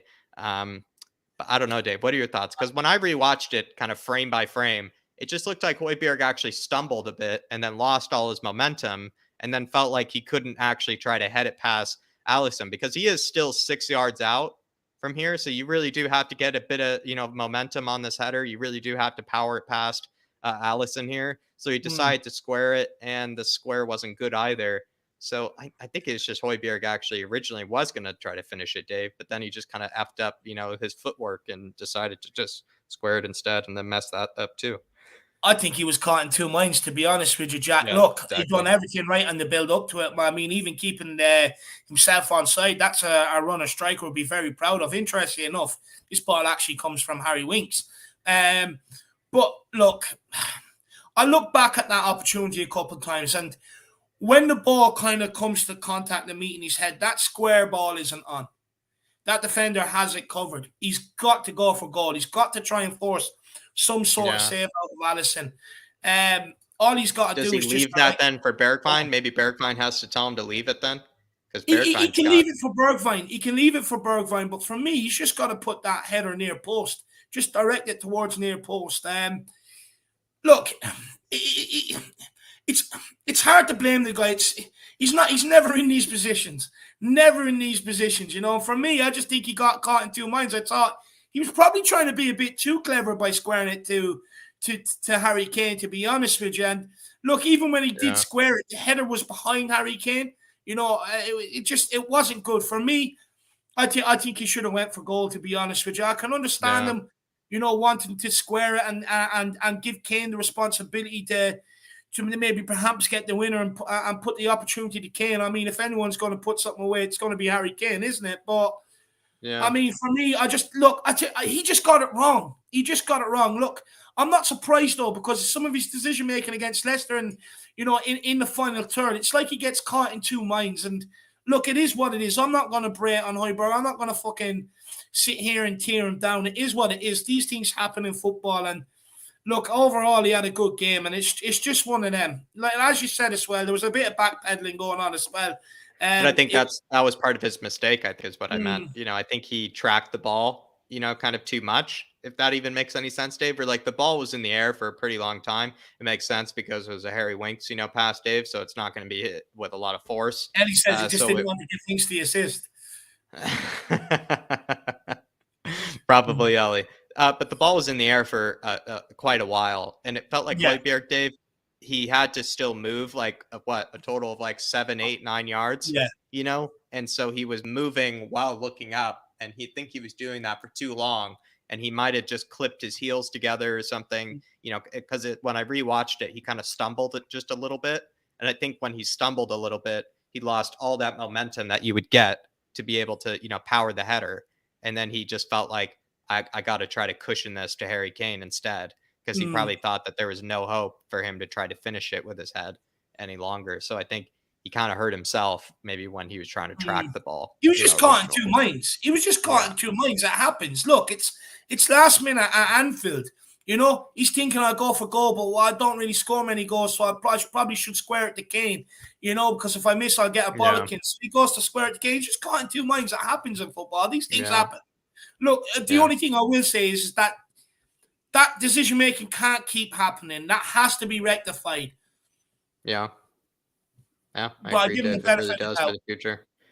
Something I just wanted to quickly notice as well, Dave, kind of kind of connects with the missed opportunities. There were a lot of moments where I thought someone made the wrong pass, where I saw Sonny Mm, was in some excellent spaces. And I even noticed when I rewatched the game, Dave, the commentator said that a few times as well, where it's like nobody noticed Sonny, you know, because there are times where, of course, it's tough to pick up your head against the Liverpool press or, you know, in moments like this. But there are a few occasions mm. where Sonny, like if someone had seen where he was, could have Yeah. been cleared through. This pass here, Dave, it slides across to Højbjerg. I took the screenshot a bit early, but it goes across to Højbjerg here. Højbjerg instead, I believe, plays in Emerson, Yeah. and instead Yeah. of playing through Sonny, you know, and that was a big one. You know, I think this is like an example, and again, it was kind of like the pressing where it was just like I could have taken 10 examples of this, but I decided to only take a couple just to kind of prove the point. But this was a good one. Another occasion as well. Emerson just overhit this to Sonny, but Sonny, you know, just keeping And right in line with him. Sonny he just yeah. So there were two I different just occasions that I kind of picked up, but yeah, this one I was just huge want for to. me. No, it was absolutely, and look, we need to be more aware of the spaces that Sonny's picking up and putting them in behind. But interesting, look at ball images. Session, as soon as we get the ball, look how quick he is to break and create Yeah, that overlap out wide, and that's another team, Jack. There's a couple of them I could have picked out where we were looking at the ball and we're just not scanning the pitch like usually, you know, in games when you have time, you need to already kind of the best players already know where they're passing it before it comes to them. They've already scanned the pitch, and it's just like if we had someone doing that in that game, I just felt we could have unleashed Session a lot more. The amount of times he found himself running down, and yeah. he just no one tried that switch of play. No one tried to put it into that space for him. Yeah, I agree. Dave Session really was doing probably what we've actually complimented Regulon, That you one know, there is a for in the killer, past. though. You just got to slide Yeah. that across the ground. Yeah, he just couldn't. I think someone said, doesn't Emerson know how to put a low cross in? I don't think he does. I think he has to put it in the air by the looks of it, you know, in order for him to get it going. But Let me just move on to the next themes because we kind of jumped all over the place. But everybody, do smash that like button while you're in here. Do as well, if you can, keep voting in those comments, as well. So maybe we can keep the engagement going. Hopefully you're enjoying this. Put a lot of hard work into these sort of shows, these sort of tactical breakdowns, but do hope you're enjoying it. This one I definitely think, Dave, the fans will love. And it's called Michael Oliver Loves Fabinho. I found 3 different occasions, Dave, that were not given as yellow cards. So this is not the one that was given a yellow card. This one also doesn't include the Sonny one. So let's include that as well. So in context, this doesn't even include the Sonny elbow. This one on Harry Kane in the very beginning of the game, Dave, takes down Harry Kane, not given as a card. This one as well, Dave, Emerson actually gets by Thiago and Mane, and then then just meets a wall of Fabinho. That touch, actually, Emerson again gets by Fabinho, gets taken out there. That one wasn't given as a yellow card. And then also this occasion as well, Dave, where I think this was another occasion where he hacked down Harry Kane. So in my eyes, Dave, Fabinho, I'm not really sure what he did. I mean, Liverpool, Dave, it is a fun city. There are lots of places where you can take out a referee, lots of good restaurants over there as well, but I'm not really sure, Dave, because it felt like Michael Oliver just didn't realize that he could give Fabinho a yellow card. Just oblivious to it. I mean, it was Harry Kane in the first half that went to Michael Oliver after like 25 minutes and said, that's 3 times on me now. That's 3 times by Fabinho just on me stopping counter-attacks. And which I'm surprised at, because usually you look at any Premier League game across with the weekends, I mean, they're very quick to pull out yellows on pulling down counter-attacks. But for some reason, Michael Oliver wasn't. Michael Oliver just let him do it time and time again. And if he didn't, and he booked Fabinho when he was supposed to, game's totally different. We actually create a lot more chances in this game, because he can't keep pulling us down. But he was just allowed to do it time and time again. I think it was 4 or 5 times he done it before he even got a yellow card. I mean, it's absolutely ridiculous, and it changed the context again. But this is what I'm saying, and this is why I always call Liverpool. Liverpool is because, look, they copped on that we're on to them about the VAR. So what they do is they bring in special agent Michael Oliver, and just don't blow your whistle, Michael. It's ridiculous. I'm sick of the help the Liverpool get from the referee, the darlings of the Premier League. Any other referee would have sent that fucker off after 50 minutes. Can't keep doing it. Yeah. I mean, even against Brighton, who was it? That Mwepu guy. Or whoever it was, he should have. He got away with it. He got away with it. He should have been sent off. Yeah. Ridiculous. He got away with a lot as well. I do remember too. Great example, Dave. Yeah, I don't know, Dave. I'm not sure. Felt like Fabinho, if he had gotten maybe the second challenge, if that was given as a yellow card, entirely different game. Probably any of the other challenges after that he did as well would have been a second yellow, because that's the other problem here, Dave, is that all these ones that we've even taken a screenshot here, they're not even including the elbow that he gave on Sonny, which is already maybe potentially a straight red.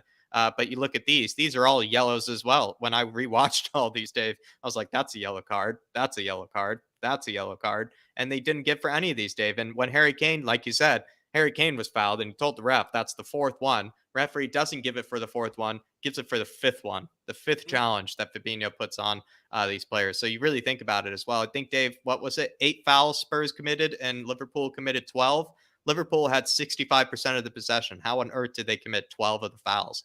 As well. Yeah. Fabinho was getting away with murder. I think that's what it was, Dave. Not only that, though, Jack, Michael Oliver's dished out 9 red cards this season. He's dished out 8 yellows. I think he's dished out some of the most cards, if not the most cards in the Premier League. But all of a sudden, because if it comes to Liverpool, the cards go missing. It's so inconsistent. It is so inconsistent. People are calling him the best referee. He's not afraid to give a red card where you're supposed to. And, he's the highest cards given out so far. And then he comes in and he just doesn't know where his cards are. Yeah. See why I get pissed off and why I always talk about, the referees helping Liverpool all the time. Gives out the most cards, 9 red cards across the season. And should have given Fabinho one, it doesn't. And then he'll come out at the end of the season doing his little piece on Sky Sports and BT. Maybe I should have sent Fabinho off. Yeah, too late now, you dick. Let's break down Son's goal. It all actually started, Dave. We actually had the ball entirely in Liverpool's final third. We just found a certain pass we decided to play backwards. We kind of eventually continued to work it backwards and backwards and backwards, eventually till we played it back to Lloris. Lloris plays this pass over to Emerson, which actually finds Emerson quite well. Emerson takes it down really well and plays like almost like a half volley, cross field pass to Harry Kane here. Harry Kane takes it down beautifully, gets it past, his defender. And Dave, you can even see, I didn't decide to draw arrows or draw googly eyes Mhm. or anything, but you can actually see, look at all the heads of the Liverpool players. They all think Harry Kane is going to shoot here. Yeah. You could tell. And I think that's what's most brilliant about this is that he really sells as well as fools this whole Liverpool back line that he is going to shoot.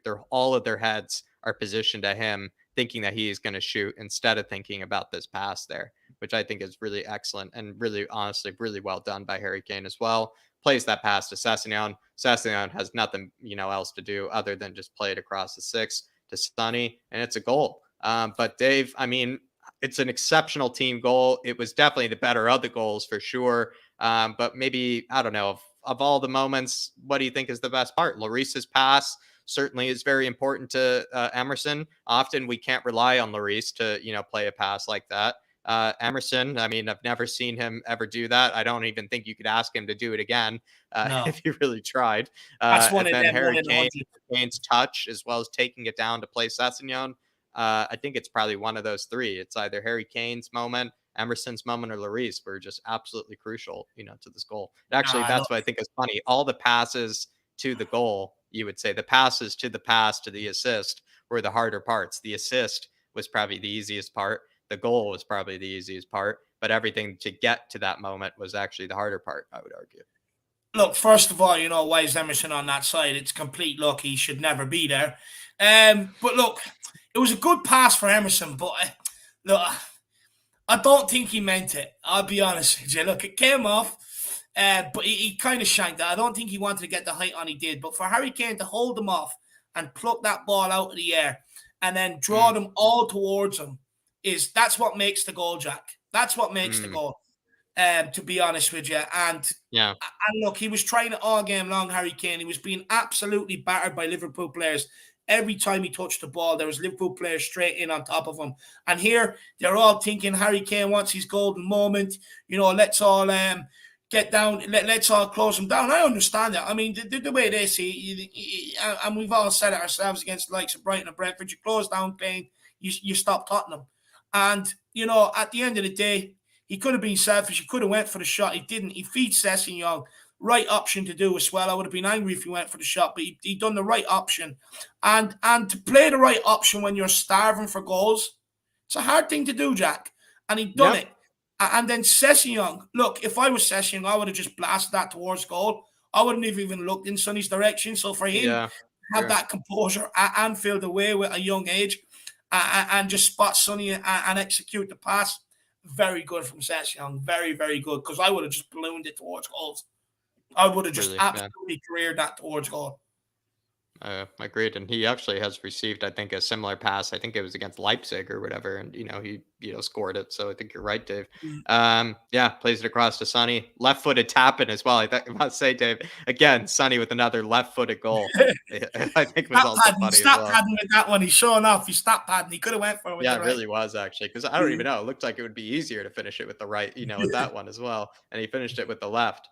Diaz, let's just break down this goal. I don't even, Dave. I've rewatched it and you really like if you're trying to find something wrong with the goal, you're really like scraping the barrel. You know what I mean? Yeah, For yeah. like blaming anybody. Here's what I would say when I did rewatch it, Dave. If anybody you blame, and Ellie, I know plug our ears. Both of us are going to be plugging our ears. Maybe you blame Hoiberg if anybody, Mm, because it ends up starting off with a throw in, Dave, and it's actually throw in from Trent, and he's able to get this throw in all the way to Mane at the top of the box there. yeah. I don't know if that should really be allowed. I mean, most scenarios that shouldn't really be, available. It was the very end of the game, 70, what is it, Dave? 76th minute. I think, it's kind of, Yeah. we're under the cosh, under a bit of pressure. Trent, takes the throw in quickly, plays it. He also takes it quickly, throws it to the top of the box. Mane finds himself in a great position, is able to turn Hoiberg and play it up to Salah here. Salah is able to then move it over to Diaz. Diaz cuts inside on Kulusevski. this is another thing, Dave. Højbjerg found himself in a good opportunity to win it. Diaz sells both of them with the same fake. He fakes a shot and sells both of them. To be honest, it's very convincing. I mean, Kulusevski fell for it. Højbjerg fell for it. So you can really understand it. It then actually leads to, this is actually before, the deflection. Dyer does a better job at actually standing strong to it. He's not as big as you would like him to be, but he's standing straight and he's standing, he's not turning away as much as you would want, as you usually expect him to. Davies is there as well, in case it were to go off him. You don't really know. Like, if it's going to go in the net, Dave, it's got to be an absolute screamer into the top, into the top bins. So it's really unlucky because Bentancur then, Dave, raises that foot. You can see the ball hitting his foot, and we all know what happens. It then curls around Eric Dyer there, which is really unfortunate and really unlucky. The fact that it just bends the opposite direction of where the ball was even going in the first place, goes past Lloris. So I don't know, Dave. I think what's really unfortunate about it is, I think if this wasn't deflected, I think this was sailing over the bar. I think this was sailing wide. And I think that's maybe the most unfortunate part. And there were people in front of it to block it, people actively trying to get, something in front of it. And you just get unlucky in that scenario. Just go back to that next image again there, Jack, the one after that. I mean, I'm not being funny, but this is carbon copy of what I've seen. I'm not blaming Dyer for this. But if he learned to stand full front like I keep speaking about, maybe he also gets a block on it. But because he has his body shown half, as soon as that block comes off Bentancur, yes, it goes around Dyer, but he's a big guy. If he stands straight like that, like you're supposed to, in fact, like Davies done this game that we praised him for doing the basics, maybe that doesn't happen. But again, we'll never know because Dyer doesn't know how to stand full frontal. He keeps looking to turn his back. And if he's doing it because he has to put his hands behind the back and he doesn't want to handball it, I mean, well, then stand full front and your arms are behind your back anyway, and there's no chance you handballed it. But again, I just can't help but feel, I keep saying this about moon boots. He keeps turning his back. If he's standing straight, he might be able to do something about it. But again, when you turn your body half like that, I mean, you open up the goal. You open up that area for that ball to go into.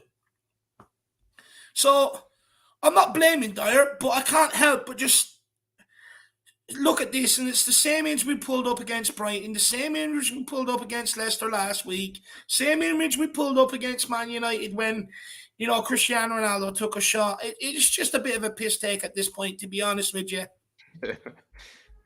Yeah.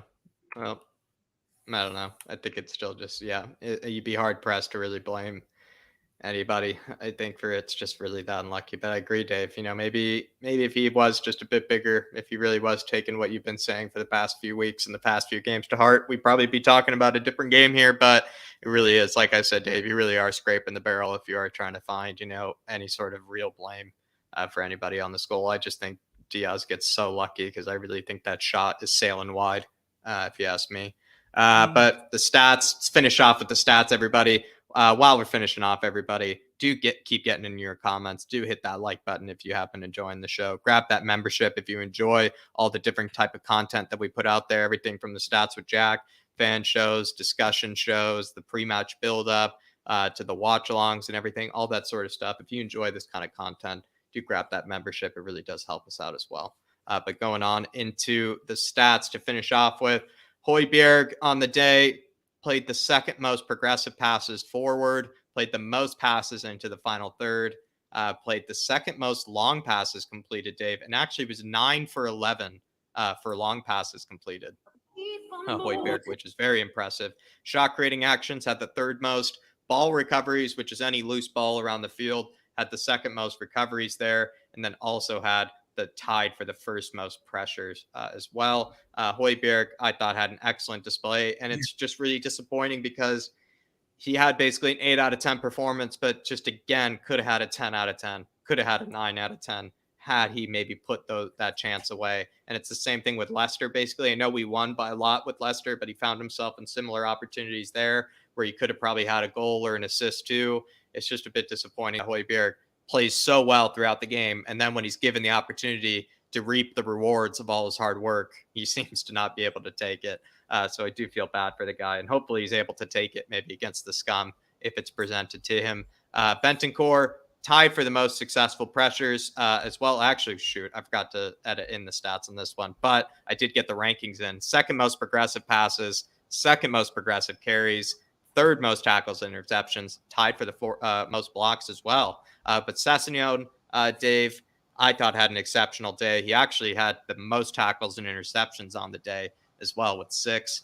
Second most progressive carries, most progressive passes received, Dave, which is like a pass that's 10 yards or more forward. So he and Emerson were actually receiving all the progressive passes. He actually had the second most crosses with 2. Sessegnon, just a great day. Probably more defensively solid maybe on the day than maybe going forward, but still was okay, I thought, going forward, Dave, and obviously grabbed himself an assist. No, Sessegnon, I actually thought had a very good game going forward, to be honest with you, Jack. I mean, look, he got himself the assist, but the amount of times he made himself an option, Jack, as well. And look, it's very hard to keep making yourself an option and being overlooked and not getting the ball. But he made himself an option all game long. And then at the end of the day, again, had Mo Salah in his pocket coming out of the game and got the assist. And I thought all around, I thought I was very impressed with Sessegnon. There was no weakness in his game whatsoever. Yeah, definitely. Moving on to Emerson, I believe. Yes, Emerson. Dave, the most long passes completed on the day. Emerson with 11. Never even thought he actually could complete a long pass. But I think a lot of that actually had to do with him clearing it too. And I think he just found his man actually quite a lot with some of those long passes. Progressive carries, though, had the most with just had the most of everything, Dave. Like, if you go through the match stats, he really led at almost everything. It was really exceptional. Progressive carries, he had the most. He had the most crosses with 6. That he never leads in crosses. Never leads in that. Passes made under pressure, had the most with 7. Progressive passes received had the most. Tackles and interception was actually tied with Sessegnon with the most there. Dave, I mean, you look at all those stats, it's practically every facet of the game, when you look at it. I mean, Emerson just did everything pretty much. Everything that he could. When you want to see more of this, of course, but he really did do a lot out there. No, look, like you said, I mean, we need to see a hell of a lot more of it. That's if he's given a chance, to see a lot more of it. But all around, look, at the end, I thought he had a very good game. It's not even that, but what you don't see in the stats, though, Jack, is the amount of times he was getting the ball in tight spaces and doing little 1-2s and, getting out of there and running with the ball. Again, getting down the right-hand side, rather than turning back inside and passing it, whipping balls across. It's what we want to see from Emerson. And look, the reason why you've got to give him credit is because I have no doubt that Liverpool were told as soon as Emerson touched that ball, put him under pressure. And he dealt with it. And for me, you've got to give him credit. I thought in all aspects of the game, bar letting Virgil van Dijk go for the set piece, I thought he was absolutely brilliant. They got barely any joy coming over from his side whatsoever. And on the ball, we were able to actually play out from the back and progress a few attacks down his side because he was good on the ball in tight situations and they could play 1-2s with him.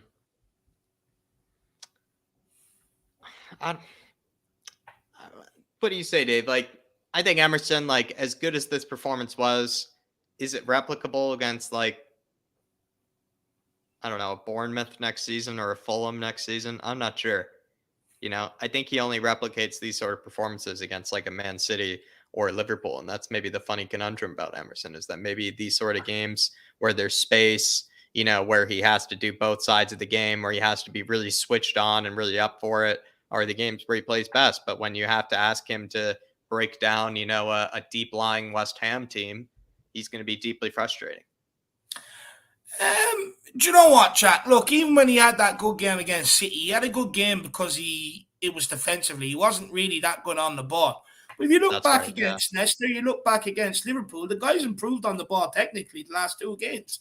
And long may it continue, because I'd rather see this Emerson for the last 3 games of the season rather than the Emersons I've seen in the past where he's been a donkey on the ball. He's had acres of space, but his touch is so heavy. But this game and the Leicester game, he in tight spaces, being able to handle and manipulate the ball. He's improving.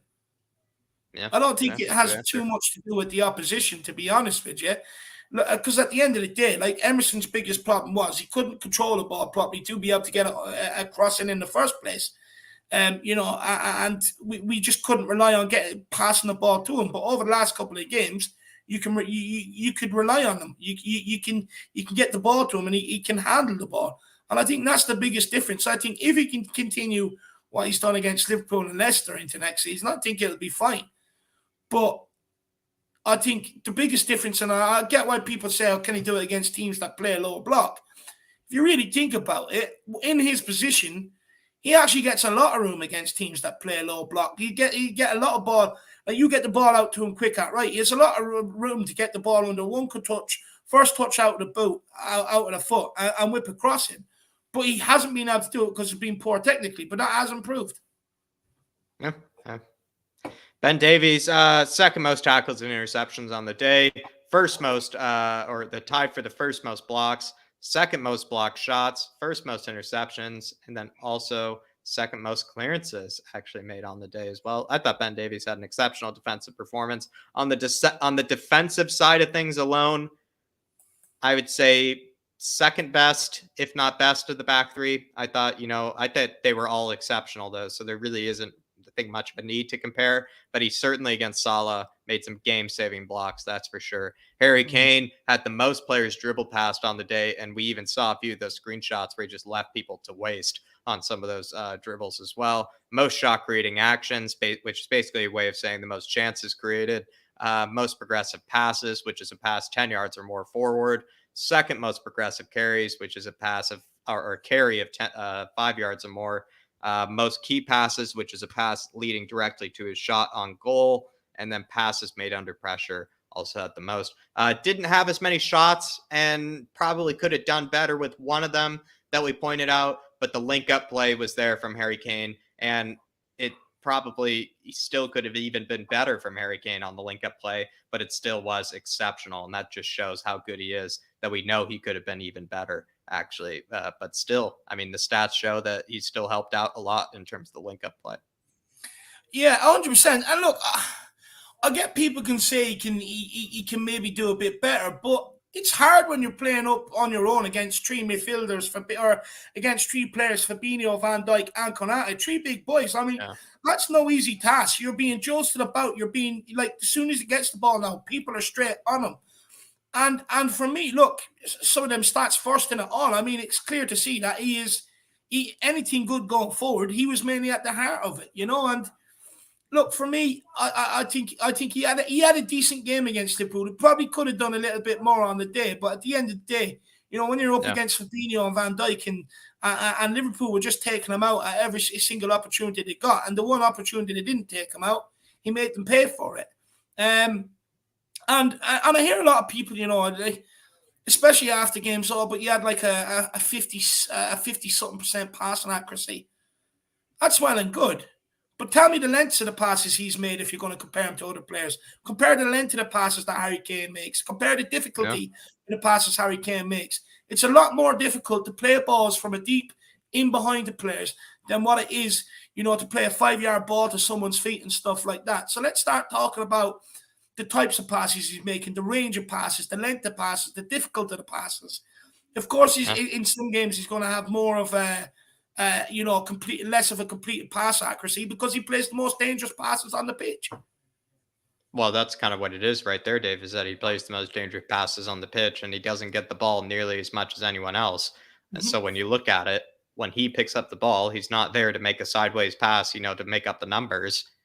He's there to make that most dangerous pass. And that most dangerous pass either gets completed or it doesn't get completed, and he'll have probably more that don't get completed than ones that do get completed. So that's probably how you have to look at it at the end of the day. Last one here. Sonny, shot creating action, second most on the day. Had also the most carries into the final third, which isn't a big surprise. I mean, he is that guy to do that for us in games like that. Most progressive carries, again, not a big surprise. He is that guy that can charge forward with the ball and be able to just continue to carry us up the pitch with his own two legs.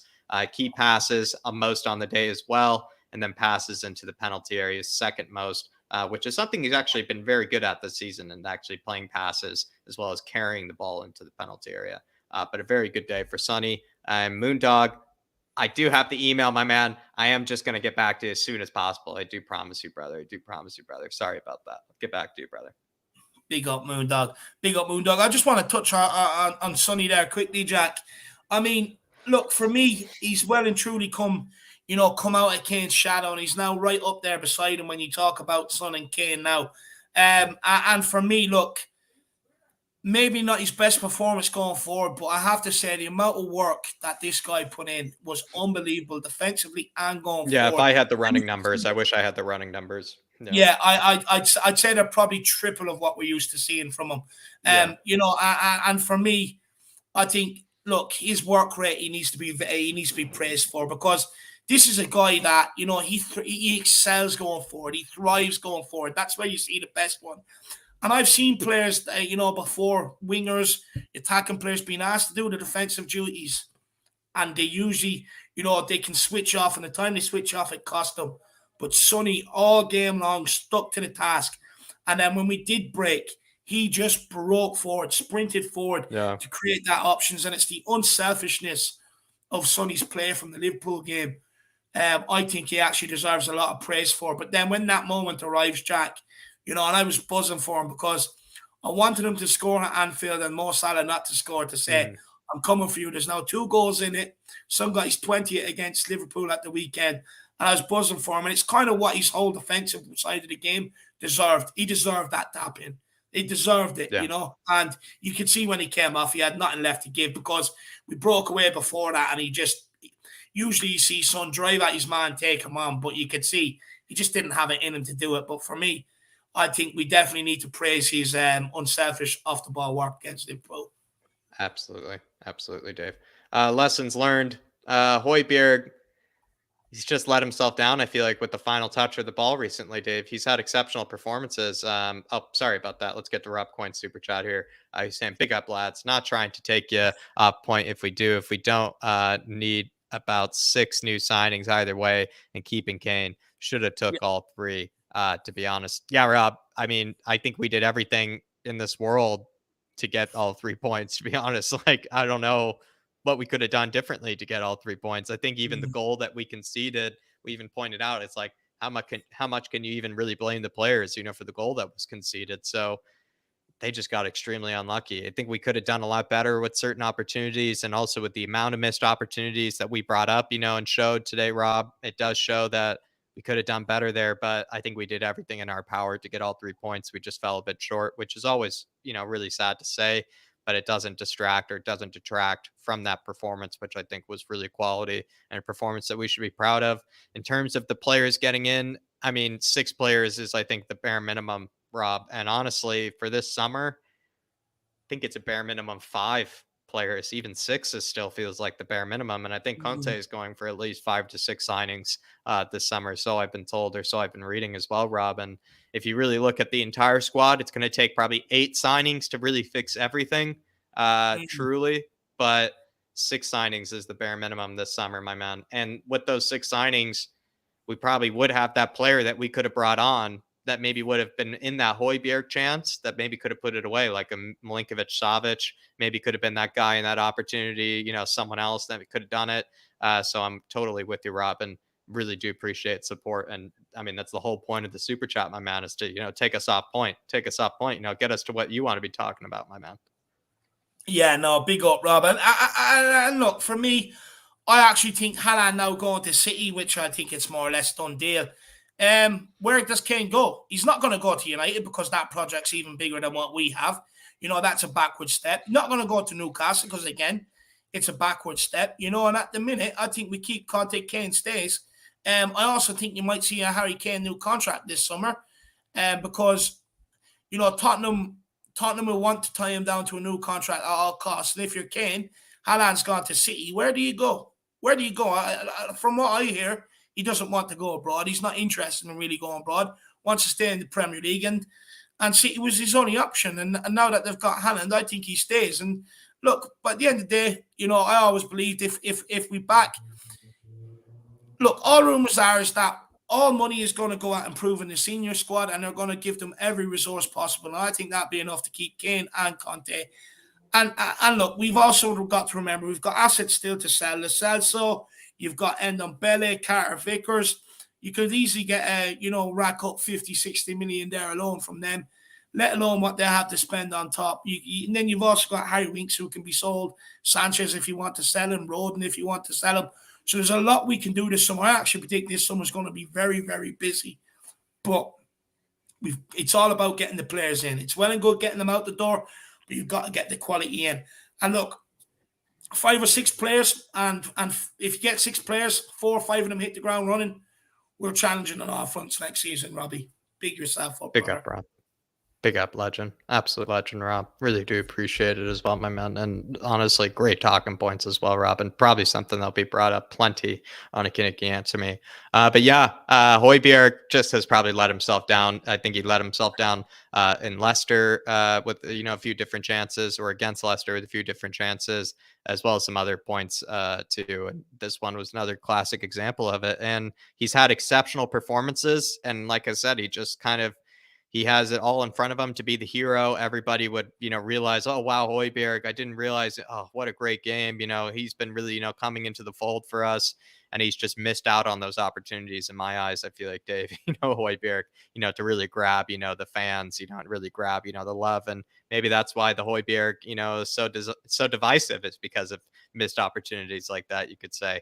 The 5-4-1 against the big possession teams is maybe the go-to, because the 5-4-1 has proven to be very successful against the likes of Man City, very effective against Liverpool, even kind of a different sort of variation of it, it felt like, between Man City and Liverpool, but still kind of a similar sort of shape.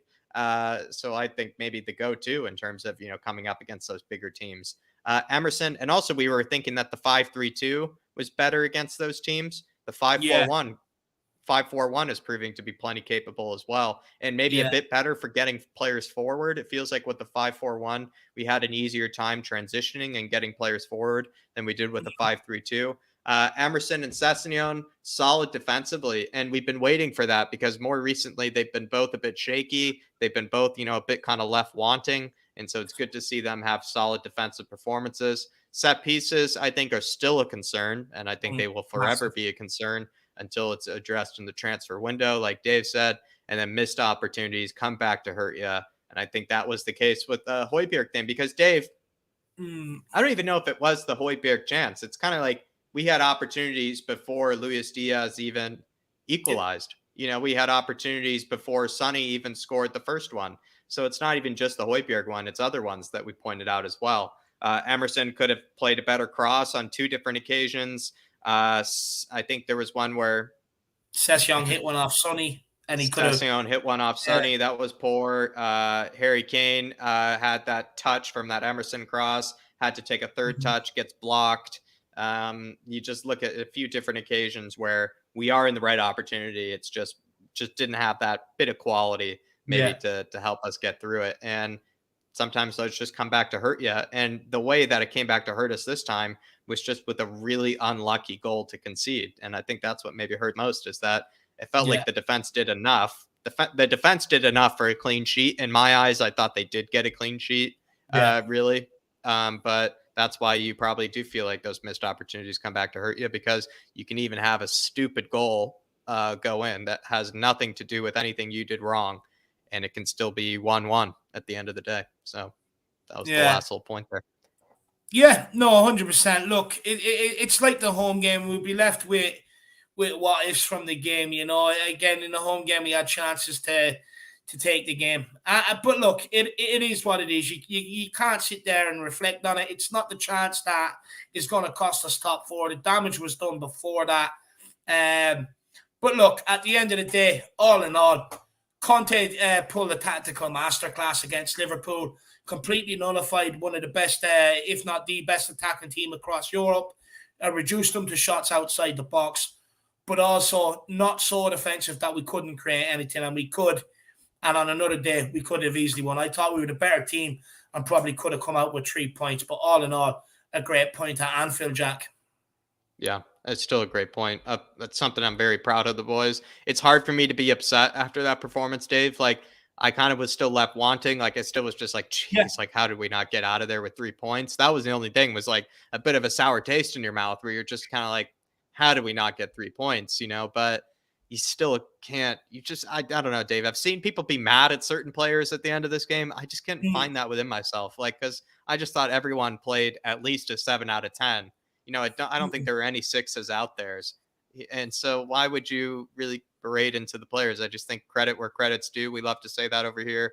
And Yeah, I think the players still put in an exceptional performance and deserved at least 3 points, but they didn't get 3 points. And I don't even know if that was even down to them. Like I'll say again, Dave, I don't even know if the goal they conceded was really even their fault. So it's that was tough. It's harsh. tough. And so I find it hard to berate it to the players. I can only love them and I can only, show them respect because I thought they put in a solid performance and a very, respectable performance. No, look, I mean, look, we've bashed the club, we've bashed the players left, right, and centre over the last 2 years. And sometimes you just got to take your away from little bits and pieces and just sit back and look at things overall, and sometimes just give praise where it's due. And there's times to praise and there's times to criticize, and this one is definitely a time to praise for me. I think, look, people maybe having criticizing the players and coming out dejected and pissed off. I get it. They just want top four so badly, and they're more angry with top four than what they are. But I think that, when they take a step back and look at it, you'll have nothing but immense pride from that performance. Look, I've seen us go up there and be slapped, absolutely slapped. I've seen us crumble, last couple of minutes with the game being in the balance, and we didn't do it this time. There's a lot of positives to take from the game. But look, guys, that's it from us this evening. Hopefully, all of you out there have enjoyed what was put together. I must confess, I was actually busy doing a lot of things today.